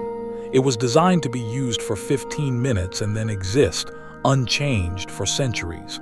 That's the punchline. That's the slow chemistry of time writ in polymers. Let's talk microplastics. These are not tiny forks.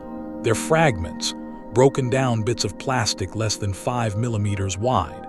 They come from synthetic clothing, tire abrasion, food packaging, face scrubs, and every laundry load that ever included a polyester blend. They're in rivers, lakes, air, snow, honey, human placentas, probably even in the breath you just took. The plastic fork doesn't just resist time, it leaks into it.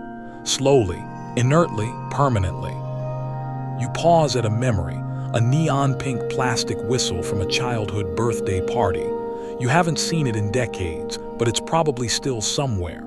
In a box, a landfill, maybe a seabird's stomach. Because unlike your memory of it, the whistle hasn't faded.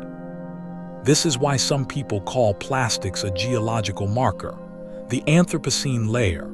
Future civilizations or alien archaeologists, take your pick, might dig into the earth and find a perfectly preserved yogurt lid. That's your legacy. Not your art, not your poems, your cling wrap. Fringe science moment. Some geologists propose that our era might be renamed the Plasticene, a time defined not by ice or metal or stone, but by polymers. Our most enduring monument might be a bottle cap embedded in sediment. So what do we do with all this? Chemistry isn't giving us an eraser, but it is offering tools. Scientists are now designing programmable plastics, materials that degrade on cue. Sunlight moisture, a trigger molecule, they fall apart only when told. Others are exploring enzymes that break down plastic faster, recycling it back into usable monomers. That's not just recycling, that's upcycling, turning the clock backward chemically. You take a walk. Outside, plastic is everywhere, but invisible too. In the soles of your shoes, the ink in your pen, the coating on your coffee cup, the lenses in your sunglasses, all of it humming with synthetic permanence. Time touches these materials, yes. UV light yellows them, heat warps them, friction scuffs them, but none of that destroys them. They simply persist, like a whisper that never quite stops echoing. And yet, the very thing that makes plastic a problem is also what made it revolutionary. Plastic allowed for sterile surgical instruments, lightweight cars, affordable insulation, durable toys. It democratized convenience. It gave us longer-lasting tools, safer packaging, and life-saving medical devices. We made it. We needed it. We just didn't plan for the consequences of keeping it forever. Back home, you open the drawer again. Fork, straw, lid, bag clip. Silent time travelers. Frozen chemical signatures of an era obsessed with permanence and convenience. And you realize this isn't just a drawer, it's a time capsule. Not buried, not hidden, but ticking. You're lying on your back in the snow, listening to silence that somehow feels older than language. Around you, everything is blue and white and still. The world is muffled, soft. The kind of silence that holds stories, not from last week, but from the last glacial period. Welcome to the long sleep of ice. You sit up slowly, frost crackling under your coat. There's a wall of glacier ahead of you, vast and impossibly blue, its surface etched with veins of air bubbles and dust.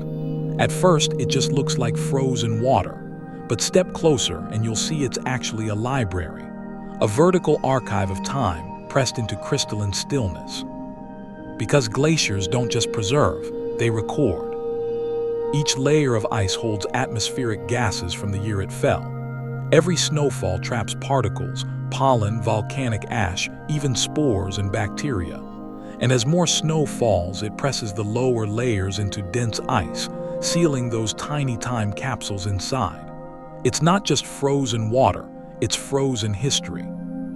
You run your glove over the surface and picture it forming, flake by flake, breath by breath. That trapped air in front of you, it might have been exhaled by a woolly mammoth or by a bored cave teenager sketching on a wall. You don't know, but the molecules are still here, waiting. Glaciologists, scientists who study glaciers and ice cores, use long, hollow drills to extract cylinders of this ancient ice. These cores can reach down hundreds of meters, representing hundreds of thousands of years. In Antarctica, some go back over 800,000 years. That's nearly 1 million winters, 1 million springs, 1 million thaws and refreezes, all layered like a frozen cake. Historians still argue about the exact patterns of ice ages and climate cycles. How much was caused by orbital shifts versus greenhouse gases versus sheer geological chaos? But the clues come from here, deep in the ice, where ancient carbon dioxide levels are still measurable in microscopic gas bubbles. Fringe fact, in some of the oldest ice samples, scientists have found dormant microbes, frozen for millennia and still alive. You read that correctly. These tiny organisms were flash-frozen tens of thousands of years ago, and under the right conditions, they wake back up. It's not science fiction. It's slow chemistry on ice. You lie back again, gazing at the sky, and think about time not as something that moves, but something that settles. Glaciers don't care about urgency. They flow at centimeters per day. Their chemical transformations, metamorphosis from fluffy snow to compressed ice, can take decades. Every flake carries the signature of its moment, compressed into a memory. Beneath the surface, pressure builds. Ice recrystallizes, molecules reorient. Air is squeezed tighter and tighter into ancient fingerprints of the sky. Temperature, humidity, solar activity, they all leave chemical residues. You could, theoretically, sniff a section of ice and know whether the year it formed was cold, smoky, volcanic, or filled with flowers. Inside an ice core lab, technicians slice samples like fine cheese, scanning for isotopic ratios of oxygen. Why oxygen? Because its two main stable isotopes, oxygen-16 and oxygen-18, behave differently depending on temperature. More O18 usually means a warmer climate. Less means colder. It's a thermometer that spans millennia. You picture a white-coated scientist staring at a graph. The lines dance up and down, ice ages, warm periods, sudden plunges, and right at the end, a sharp spike. That's us. The post-industrial age, in ice core terms, we're a chemical exclamation point. Back out in the snow, you climb onto the glacier. It creaks beneath your boots, groaning softly like a sleeping giant. The sound is not from the surface, but from deep within, where the ice meets bedrock. That's the glacier's underbelly, where pressure, heat, and minerals combine in strange ways. The glacier isn't just preserving time, it's grinding it down. As it flows, it scours the landscape, dragging rock and debris, carving valleys, shaping entire continents. The fjords of Norway, glacial handiwork, the Great Lakes, carved by frozen persistence. And when glaciers melt, they leave behind not just water, but secrets. In Siberia, melting permafrost has begun to expose ancient carcasses, mammoths, bison, even wolves, perfectly preserved. Flesh, fur, and sometimes even stomach contents, all chemically paused for tens of thousands of years. You can see the texture of their skin, the fear in their eyes. It's both beautiful and alarming. Fringe tidbit. In 2015, researchers successfully grew a flowering plant from a seed buried in Siberian permafrost for over 30,000 years. The seed had been collected by a squirrel and frozen with its stash. When thawed and planted, it bloomed. Slowly, stubbornly.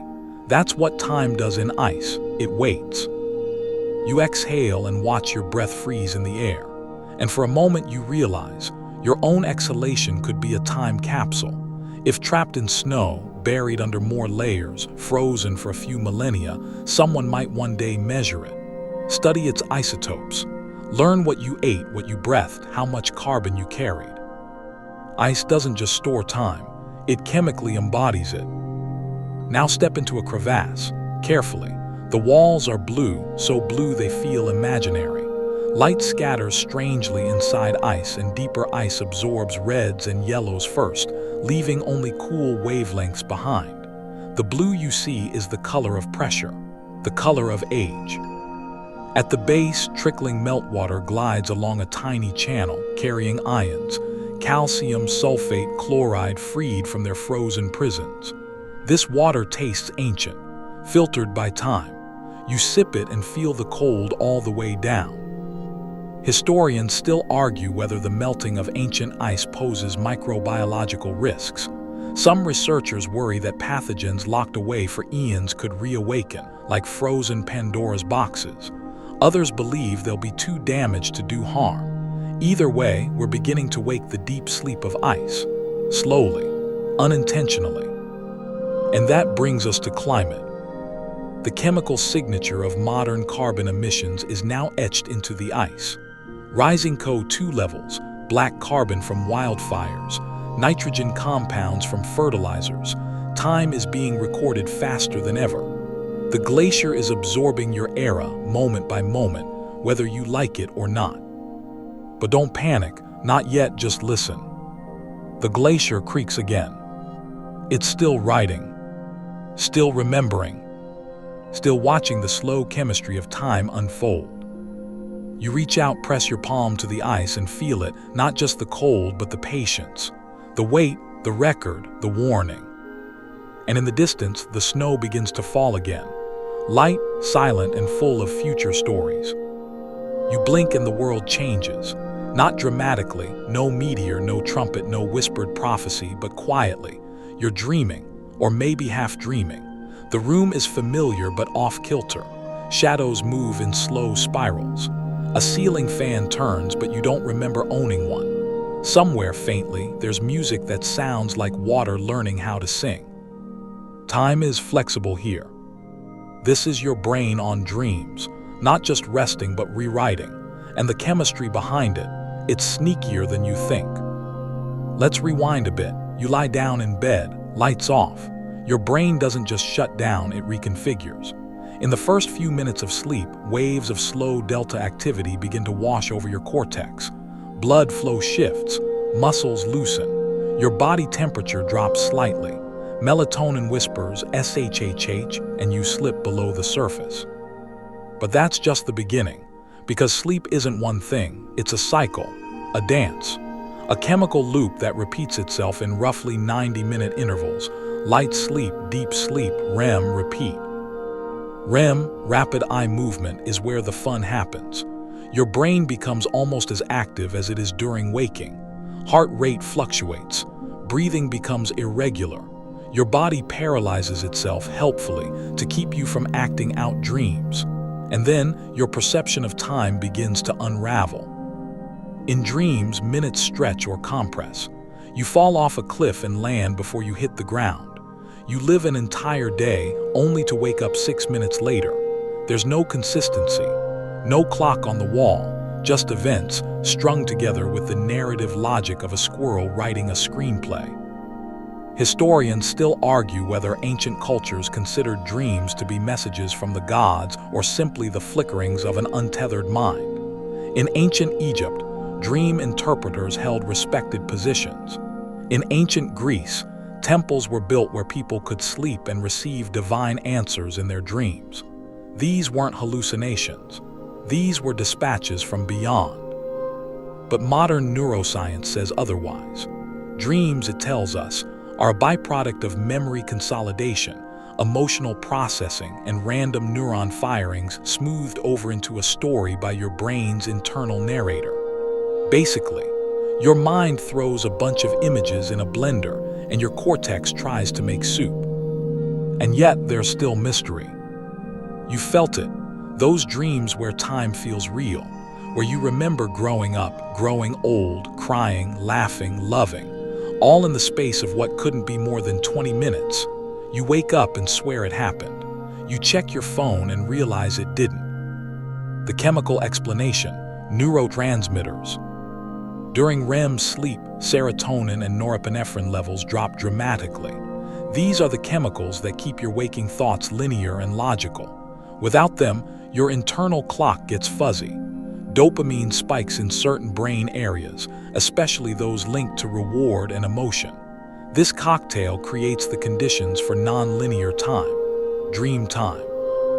Fringe tidbit: some lucid dreamers, those rare folks who realize they're dreaming while still inside the dream, have been able to signal researchers in the real world.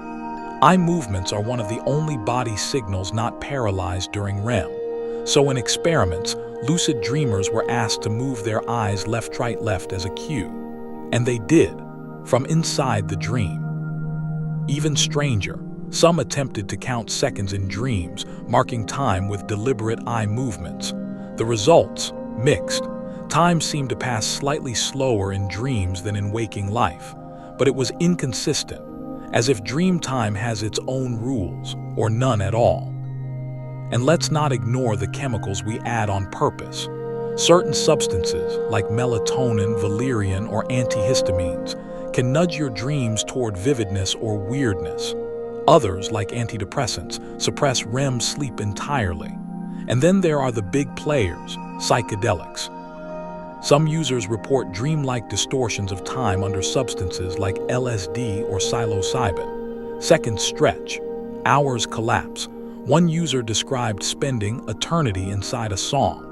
Neuroscience links this to disrupted default mode network activity, a fancy way of saying your brain's internal narrator loses control. Time slips its leash. You sit up in your bed now, awake, but not entirely. Morning light slants through the curtains. You feel like you've been gone for years. You weren't, but chemically, you kind of were. Your brain temporarily suspended your normal experience of time, bent it, looped it, and then dropped you back into the world as if nothing had happened. Now stretch, yawn, take in the scent of morning breath and mystery. Let's talk circadian rhythms again. Remember that. Your brain's 24-hour clock, well, it doesn't just control sleep and wake, it controls dream timing too. REM cycles are longer and more frequent in the early morning hours. That's why you often remember dreams right before waking. And that's not all. Your brain's internal temperature affects dream vividness. Cooler brains, literally, tend to produce more bizarre dreams. That's why falling asleep in a chilly room sometimes gives you Oscar-worthy dream sequences. slow metabolism, surreal scenarios. Even dream content is shaped by chemical memory. What you ate, what you feared, what music you listened to all gets scrambled into narrative soup. Certain smells introduced during sleep can nudge dreams in specific directions. Think, roses equals calm, rotten eggs equals nightmares. No kidding.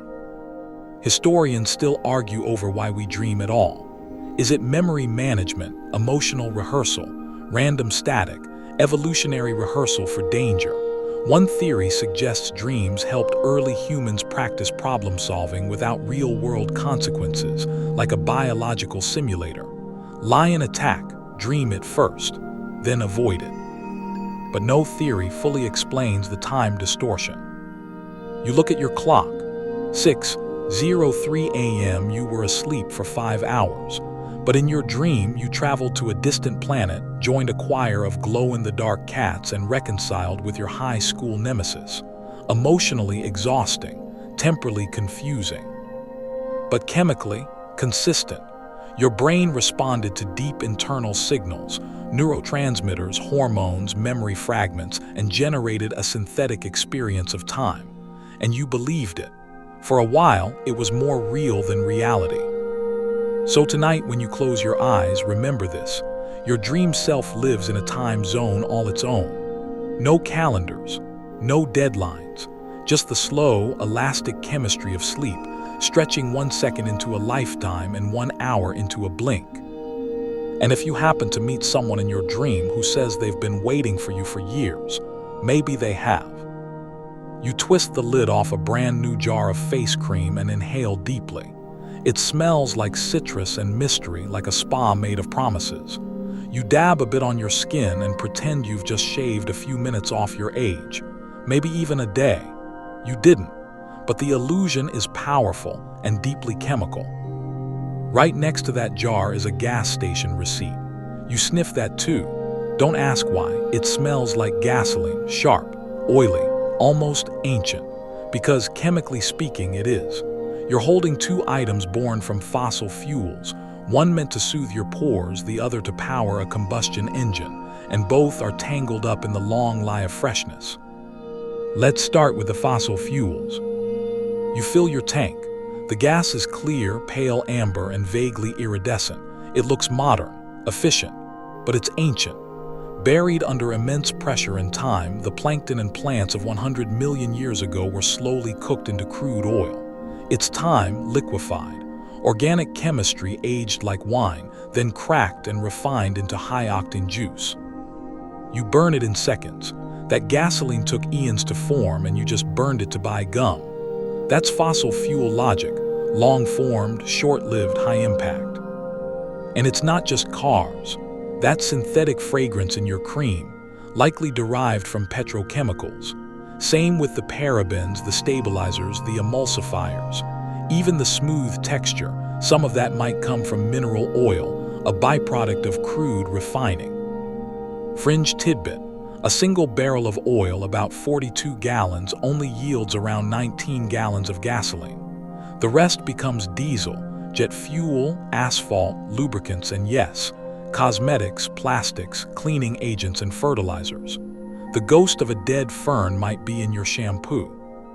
So why does everything look so new? Because modern chemistry is designed to fake freshness. Let's take food. You bite into a chewy protein bar that claims to be natural. The expiration date is 2 years from now. How? Preservation chemistry. Shelf-stable food stays fresh, not because it resists time, but because it manages it. Antioxidants like BHA and BHT prevent oils from going rancid. Acid regulators like citric or ascorbic acid preserve pH. Emulsifiers keep things blended. It's not magic. It's molecular manipulation. Your snack is having a standoff with entropy and winning temporarily. Even bread isn't honest. Pre-sliced loaves contain calcium propionate, a mold inhibitor. Without it, you'd have about 3 days before things started growing. With it, a week, maybe 2. Just long enough to convince you it's not aging. It is. It's just stalling. Now look at fruit. Apples are waxed to slow oxidation. Bananas are shipped green, then exposed to ethylene gas to ripen on cue. Tomatoes are bred for firmness, not flavor, so they last longer in transit. It's a chemical performance. Ripeness is less about time and more about timing. Historians still argue about when this obsession with freshness began. Was it the rise of refrigeration, industrial food systems, the marketing of eternal youth? Probably a mix. But sometime in the last century, we started treating visible aging of food, faces, even furniture as a design flaw instead of a natural process. And cosmetics, that's chemistry's most confident illusion. Anti-aging creams promise to reverse the signs of time. They can't, but they can plump skin with humectants like glycerin or hyaluronic acid, smooth texture with silicones, and stimulate mild inflammation to make wrinkles look less severe for a while. Retinoids, vitamin derivatives, actually do affect cell turnover, encouraging new skin growth. But it's slow, weeks, months. The real-time perception of improvement often comes from the cream's texture and scent. Freshness, once again, is a chemical stage trick. Fringe fact: the new car smell is mostly volatile organic compounds, VOCs, off-gassing from plastics, adhesives, and upholstery coatings. It's not actually clean, it's time-sensitive pollution. You're breathing the slow decay of your vehicle's interior. Enjoy that. Meanwhile, your face cream is quietly oxidizing every time you open the jar. Air, light, and skin oils trigger tiny changes. The fragrance may dull, the texture might shift, the active ingredients degrade, but the label doesn't change. It still says revitalizing renewal formula. Time is unlisted. Zoom out. You walk through a grocery store. The lights are bright. The fruit is glossy. The meat is red thanks to carbon monoxide packaging that locks in color. The salad greens have been triple washed in chlorinated water. None of it smells like a farm. All of it looks like it arrived just this morning. It didn't. You are in a temple of delayed decay, a shrine to freshness. And yet nothing here escapes the clock. Milk sours, lettuce wilts, your once crisp crackers go soft, and when they do, we call them spoiled, as if aging were misbehavior instead of chemistry. Even your fridge isn't immune. Every time you open the door, moisture enters, frost builds up, chemical gradients shift. Your butter gets freezer burn. Your ice cubes start to smell like onions. Time is seeping in, one molecule at a time. You walk home and notice your shoes, scuffed, the foam in the sole less springy. That's polymer fatigue, rubber chains snapping, microscopic cracks forming. It's not just wear, it's molecular entropy. The soles are counting your steps, and one day they'll stop. You arrive home, the sun is lower. Your reflection catches in the microwave door, a little tired, a little older. And there it is again, the slow chemistry of time, not catastrophic, just steady, inevitable. But here's the twist, all this preservation. It's not wrong, it's not even unnatural, it's just human. We want to stretch the moment, keep the peach ripe, keep the perfume potent, keep the memory soft around the edges. Time moves, chemistry responds. You open the fridge, the strawberries look perfect. You know they're not. But for now, they'll do. You're sitting in a quiet room and suddenly it hits you, your knee cracks when you stand up, again. Same knee, same sound, like a tiny reminder that you're not brand new anymore. You stretch, something else pops, there it is. The chemistry of time in your joints, unsubtle, honest, a little rude. You might think aging is something that just happens to you, but your body is keeping the receipts. Deep inside your bones, blood, and skin, time is being logged in molecular ink. Slowly, quietly, relentlessly. Because your body is more than just a vessel, it's a clock. Let's start with your bones. They're not just structural, they're alive, constantly remodeling. Old bone cells, osteoclasts, dissolve worn-out tissue. New bone cells, osteoblasts, rebuild it. In a healthy adult, about 10% of your skeleton is replaced every year. It's like living in a house that renovates itself room by room forever, or at least until the contractors get tired. By the time you're 50, you've had about 5 whole skeletons, not all at once, just rotated through. A slow, dusty ballet of calcium, phosphate, collagen, and control hormones like parathyroid hormone and calcitonin. The chemistry is subtle but powerful, like rattling a floor one molecule at a time. And deep in your bones lies another clock, the accumulation of carbon-14. Remember that from radiocarbon dating? Turns out, we can use the same method on ourselves. After the atomic bomb tests of the 1950s and 60s, there was a spike in atmospheric carbon-14. People born during that period absorbed it into their bodies, including their DNA. Today, forensic scientists can measure carbon-14 levels in teeth and bones to estimate when someone was born. You are chemically time-stamped. Fringe tidbit. Scientists once used carbon-14 in the lens proteins of human eyes to determine a person's age. Eye lenses don't regenerate. They're like tree rings, recording the exact atmospheric chemistry of your birth decade. But aging isn't just in the bones. It's also in your epigenome, the part of your DNA that doesn't code for proteins, but instead controls how genes are expressed. Over time, chemical markers like methyl groups accumulate on your DNA. These don't change the genetic code itself. They're more like post-it notes. Ignore this gene or turn this one down. As you age, these markers drift. Some genes get silenced when they shouldn't. Others start whispering secrets they haven't told in decades. The result? Changes in skin elasticity, metabolism, immune response. A gradual rewriting of your operating manual. There's even a test now, an epigenetic clock, that claims to estimate your biological age based on your DNA's chemical markings. Not how many birthdays you've had, how many miles your body thinks it's driven. You sit very still for a moment, wondering what your cells would say about you. Probably something snarky. Let's move inward. Your blood is also marking time. Telomeres, the protective caps at the ends of your chromosomes, shorten with every cell division.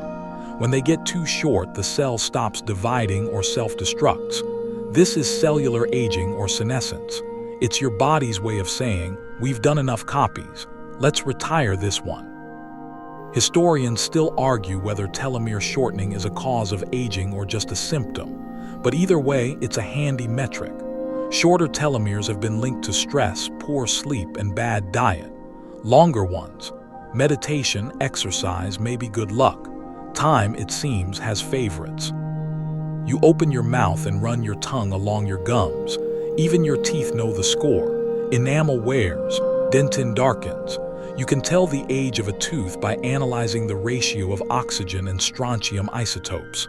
Forensic dentists do this all the time. Your smile, it's a timestamp, a chemical autobiography. Now touch your skin, soft in some places, a little rough in others. Your skin is the largest organ you have and it's constantly turning over. Cells from the basal layer rise to the surface, die, and flake off. This takes about a month, but as you age, that cycle slows. Collagen production drops. Elastin fibers lose their spring. Sunlight triggers oxidation.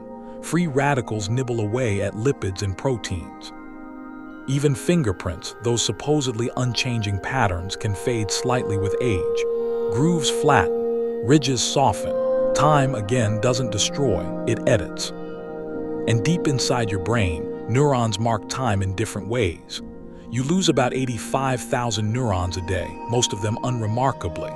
But more interestingly, certain types of brain cells, like hippocampal neurons, store memories with a chemical timestamp. Some theories suggest we remember events more vividly when norepinephrine is released. That's the brain's way of highlighting important moments. Which might explain why you can remember your 5th birthday cake, but not what you ate for lunch last Wednesday. Fringe fact, scientists have found that glial cells, the brain's unsung support crew, also age, and when they do, they can cause inflammation, mood swings, and impaired cognition. It's not just the neurons you lose. It's the ones that forget how to help. Even your voice changes with time. Vocal cords thicken. Laryngeal cartilage ossifies. The chemical structure of your throat shifts, and so does your pitch. That's why older people often sound, well, older. Not because their voice aged, because their tissue did. So you stretch again. The crack in your spine sounds less like damage now and more like punctuation. Your body isn't betraying you. It's just reporting the passage of time, using calcium, carbon, lipids, enzymes, and 1,000 other messengers. You are quite literally a chemical record of everything you've ever done. Slept, laughed, skipped breakfast, breathed in traffic fumes, kissed someone under a firework. Every action leaves behind a chemical residue. And not just in you, in your environment. Scientists have studied hair samples to detect exposure to toxins, stress hormones, even location-specific elements like lead or arsenic. Your hair remembers what you tried to forget. Your fingernails carry traces of your diet, your medication, your travels. Your sweat contains metabolites that betray your mood. You are not just alive. You are evidence. And while the body doesn't come with a time stamp like a carton of milk, it does keep count, in bones, in blood, in breaths. So tonight, when your joints pop and your skin feels dry and your brain forgets where you left your keys, don't sigh. Don't blame age. Just smile and say, the clock is working perfectly. You tear open the paper bag and inhale. It hits you immediately, warm, yeasty, slightly caramelized. The smell of fresh bread, not just food, a signal, an emotional override, a molecular memory of comfort, safety, hunger, maybe even childhood. And then just as quickly, you're panicking, because you know that loaf will be stale tomorrow. Time doesn't just pass, it spoils, and bread is one of its favorite victims. You pick up the loaf and feel the give of the crust, the way it springs slightly under your fingers. This is bread at its peak. But chemically, the moment it leaves the oven, it's already losing the fight. Let's break this down. Freshness isn't just about temperature or softness, it's about starch retrogradation. The moment bread cools, the gelatinized starches in the crumb begin to recrystallize. The water held inside starts migrating out. The structure tightens. The loaf becomes firmer, less inviting. It's not going dry, it's reorganizing itself at the molecular level. Fringe tidbit: refrigerating bread actually makes it stale faster than leaving it at room temperature. Cold accelerates starch recrystallization. If you're serious about your sourdough, you freeze it or eat it quickly. There's no in-between. So why does bread seem like a time bomb? Because it's all surface area and speed. The baking process inflates the structure, expanding gases, gelatinizing starch, browning the crust via the Maillard reaction. But that expansion is unstable. Time comes in and says, "Nice work. Now let's undo that," slowly, righteously. But let's step back. Bread isn't alone. The kitchen is a museum of edible time. Think of a banana on your counter. One day it's pale green and rock hard. The next, soft and spotty, practically humming with sugar. What changed? Ethylene gas, a ripening hormone released by the fruit itself. A self-inflicted acceleration of aging. Bananas are chemical drama queens. You can slow it by isolating the fruit, or speed it by placing it near apples, which also release ethylene. It's a gas-based gossip chain. Ripening is social. Now glance over at your fridge. Everything in there is playing a waiting game with time.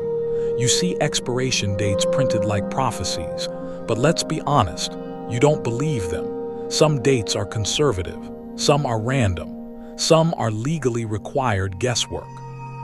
Historians still argue when expiration dates became standard. The first sell-by systems showed up in the 1950s, largely for grocery staff. They weren't for consumers at all, but somewhere along the line, we began to treat them as gospel. The truth, expiration is not the same as spoilage. Milk can sour before its date if improperly stored. Yogurt, meanwhile, can last a week past the printed number with no harm done. Eggs can be tested in a glass of water, fresh ones sink, old ones float. Bread might look fine after 10 days, but you'll smell it when the mold takes over. Trust your nose, trust your eyes, trust your judgment. Time doesn't always come with a label. Now here's the twist. Sometimes old is good. Aged cheddar, fermented kimchi, dry-aged steak.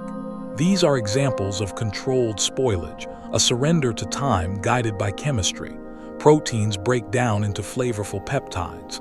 Fats oxidize just enough to enhance aroma. Microbes party responsibly. It's the culinary version of wine improving with age, except sometimes it involves cabbage. And speaking of wine, that's a whole chapter of time by itself. A young wine tastes sharp, fruity, maybe a little chaotic. Let it sit and tannins polymerize. Acids mellow, aromatic compounds deepen, but leave it too long and oxidation kicks in. The line between aged beautifully and past its prime is razor thin. One misplaced cork and you've bottled disappointment. You look at your pantry now with new eyes. Honey, practically immortal. Archaeologists found pots of it in Egyptian tombs, still edible. Jam, high sugar content and acid slow microbial growth. Dried beans, shelf-stable for years, though they'll take longer to cook as their cell walls stiffen. Even dried pasta is just flour in stasis, waiting for a chemical wake-up call from boiling water. Everything has a timeline, some just hide it better. Now open your spice cabinet. That cinnamon from 4 apartments ago still smells sweet, but the volatile oils that give it punch, mostly gone. Ground spices lose potency after 6 months to a year. They don't spoil, they just fade, quietly, respectfully. It's not just about edibility, it's about intensity, presence.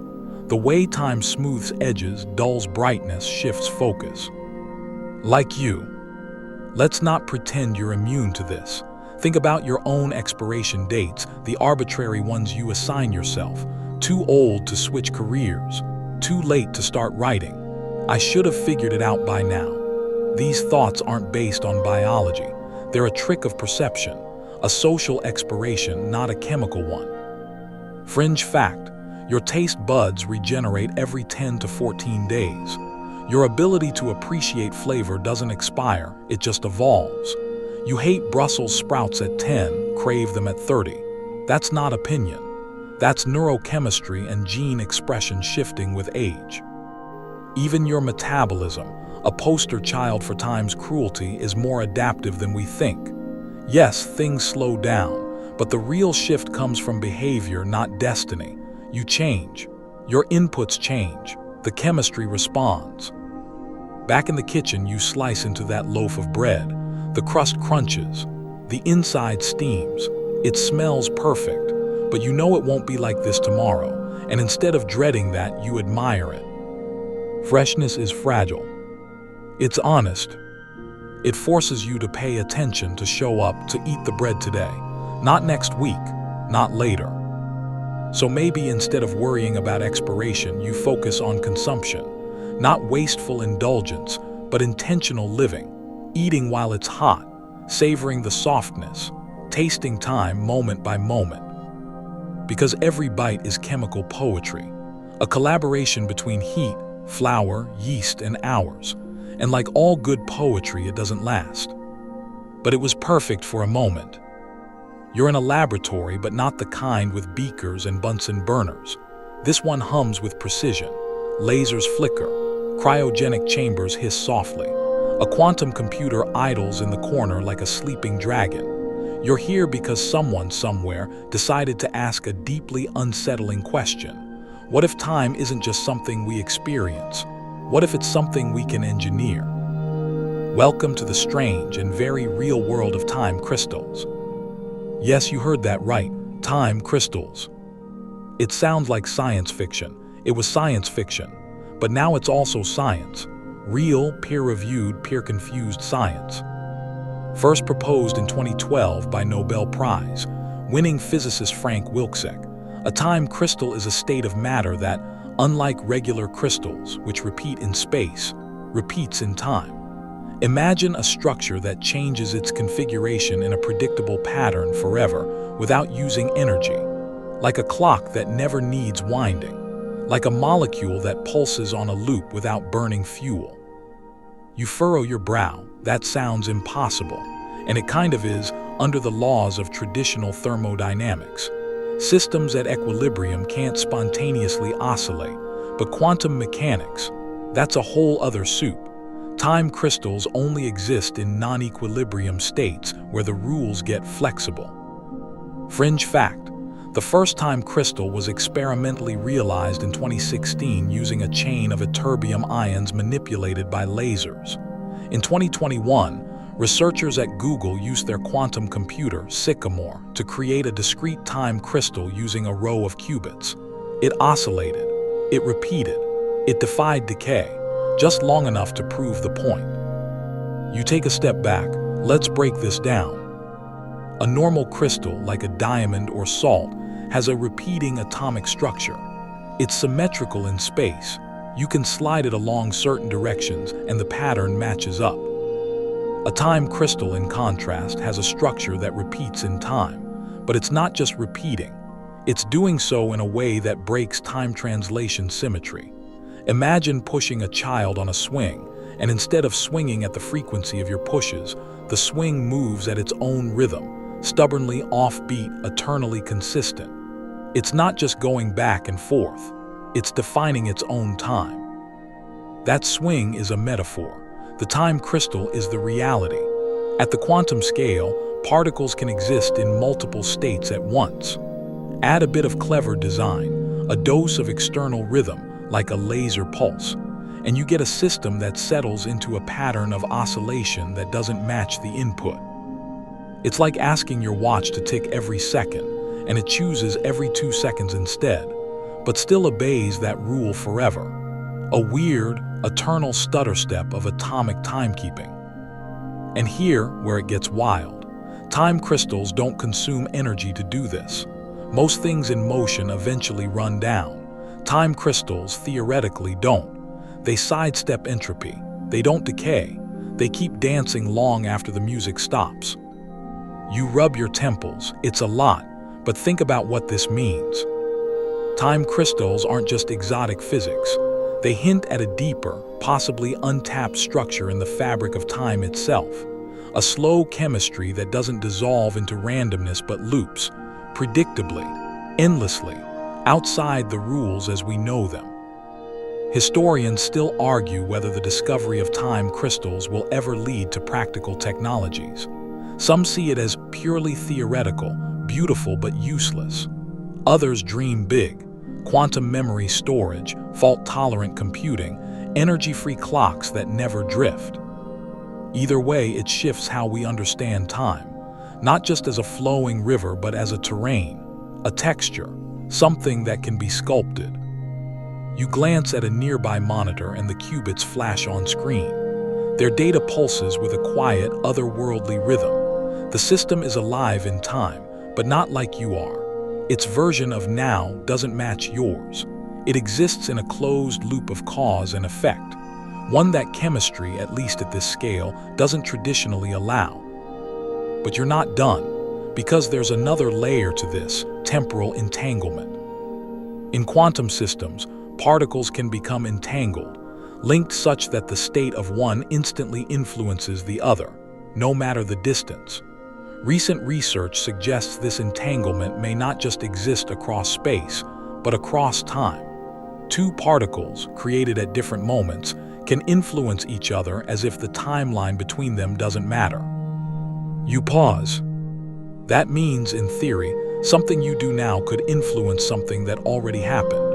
Or at least, in the tangled logic of quantum mechanics, the line between before and after starts to smudge. That smell you just imagined, that's the brain burning. And yet it feels familiar, doesn't it? Haven't you had moments where time didn't behave? Déjà vu, premonitions, the eerie sense of repetition. What if our experience of time is already more flexible than we admit, just hidden under layers of chemistry and narrative? Even dreams, remember those? Don't follow chronological rules. Maybe your subconscious has always been quantum. Back in the lab, someone drops a comment. This isn't just physics, it's philosophy with math. And they're not wrong. Time crystals challenge our notion of progress, of decay, of causality.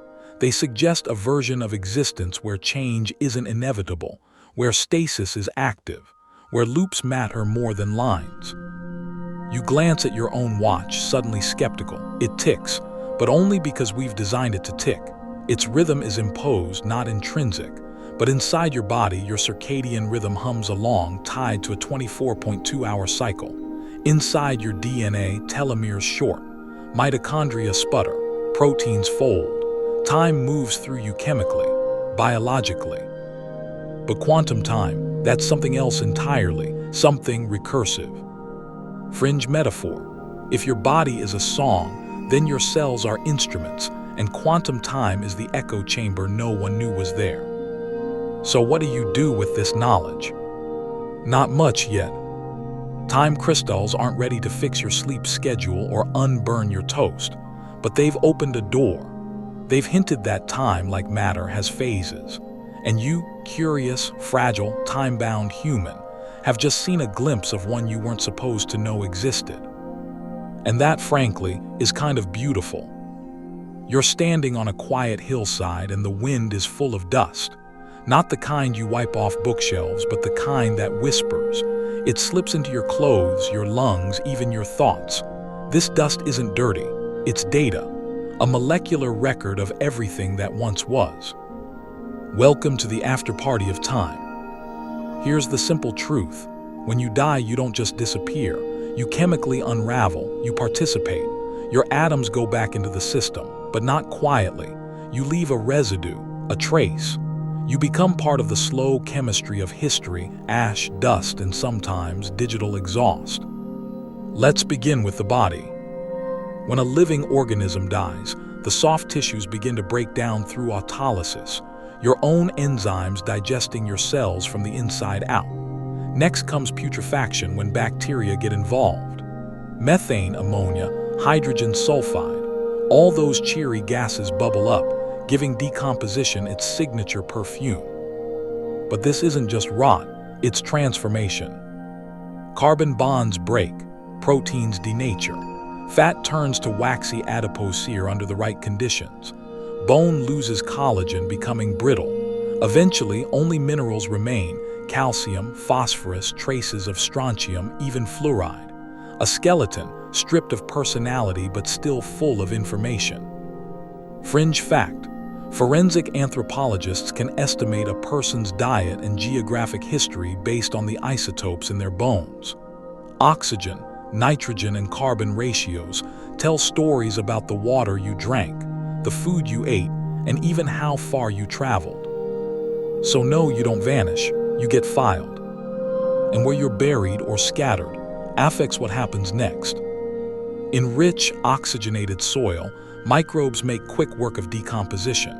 In dry deserts or freezing tundra, your body may mummify instead. In peat bogs, your skin might tan like leather while your internal organs liquefy.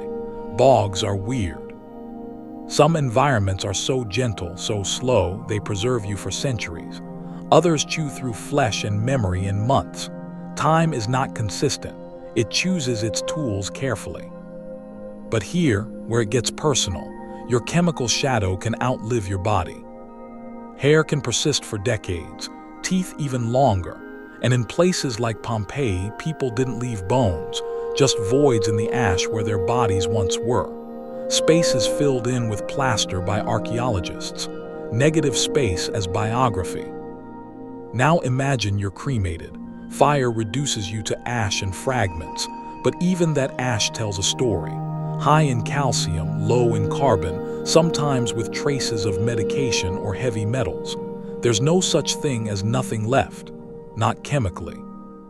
Historians still argue whether the dead were always meant to disappear. Ancient Egyptians preserved the body to anchor the soul. Tibetan sky burials offered it to birds, returning flesh to the sky. Medieval monks slept in ossuaries surrounded by skulls. Death wasn't an ending, it was a rearrangement. And speaking of rearrangement, your molecules don't stay together. Your carbon might become part of a daisy. Your nitrogen might feed a squirrel. Your phosphorus might one day be mined for fertilizer.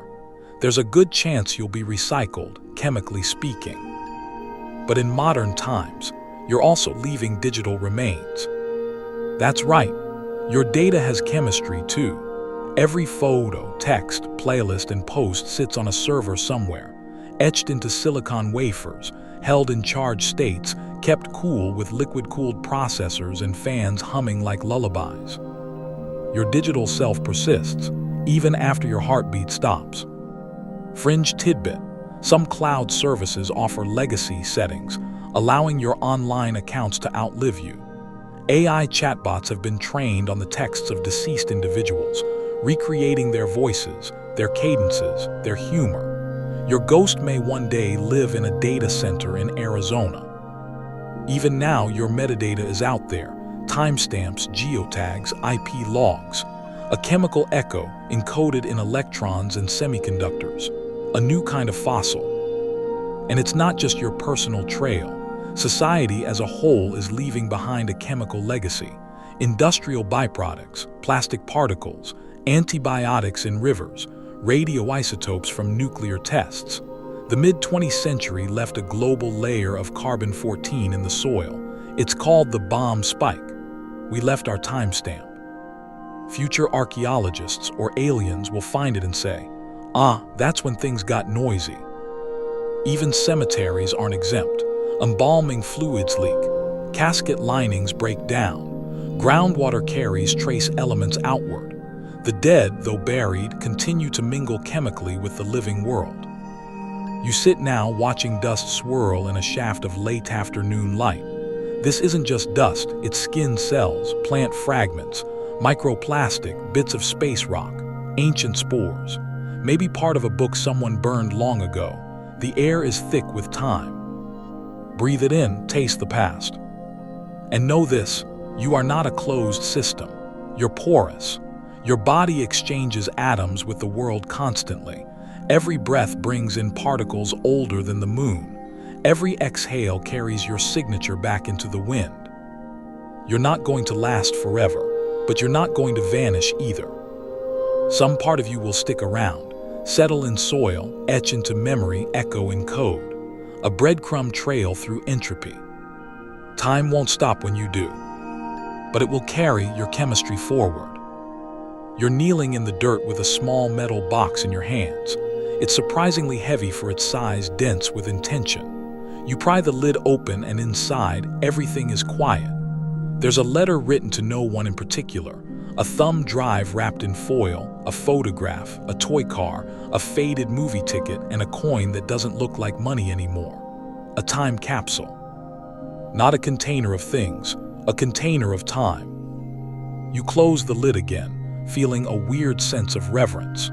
You've just held a chemical message to the future, and whether it lasts a decade or 1,000 years depends entirely on what's inside and how those materials interact with time. You bury it back in the ground and wonder what else we've hidden. Turns out, quite a bit. Every object we leave behind is a kind of time capsule. A bottle, a battery, a building, a sandwich someone forgot in the back of the fridge in 2008, all quietly ticking. Let's talk lithium batteries. They're in your phone, your tablet, maybe even buried in a time capsule you didn't mean to create, a forgotten drawer of old devices. These are chemical engines. Every charge and discharge moves lithium ions between the cathode and anode, slowly wearing down the battery's capacity. Time doesn't drain them, chemistry does. You leave a lithium battery unused for years and it still dies. Why? Electrolyte decomposition, internal reactions, a slow leak of energy not as electricity but as chemical fatigue. Even in silence, they're aging, like most of us. Fringe tidbit: NASA spacecraft have used radioisotope thermoelectric generators, batteries powered by the decay of plutonium-238. These power sources last for decades, ticking away energy as the plutonium slowly transforms into uranium. They've been sending time capsules to the edge of the solar system since the 1970s. And those golden records on Voyager, a literal message to aliens. Music, math, images, greetings in 55 languages, all etched onto a gold-plated disc designed to last 1 billion years in space. The ultimate long-term storage. The ultimate chemical dare. Can memory survive cosmic radiation, micrometeoroids, and time? Back here on Earth, we're far less subtle. Humans are constantly bottling time, on purpose or by accident. Think about the concrete in ancient Roman harbors. It's still holding up 2,000 years later. Why? Because Roman engineers accidentally created a chemical reaction with seawater that made the concrete stronger over time. The volcanic ash they used reacted with salt water to form new minerals, a chemistry lesson left in stone. Then there's vinyl records, still playable decades later. Made of polyvinyl chloride, they resist degradation much better than tapes or CDs. Each groove holds a vibration from a moment in history, preserved in plastic spirals. Play a record from 1964 and you're not just hearing music. You're hearing time pressed flat. But not all capsules are made to last. Take photographs, especially Polaroids. These degrade quickly, the dyes fade. The paper yellows, the image blurs. Time eats ink faster than stone. Unless it's stored in total darkness in a sealed box at controlled temperature and humidity, your memories will melt. Historians still argue which medium is safest for preserving the future: stone, metal, magnetic tape, cloud storage. Each has its flaws. CDs delaminate, hard drives fail, cloud servers become obsolete. Even DNA storage, yes, it's a thing, is only stable under very specific conditions.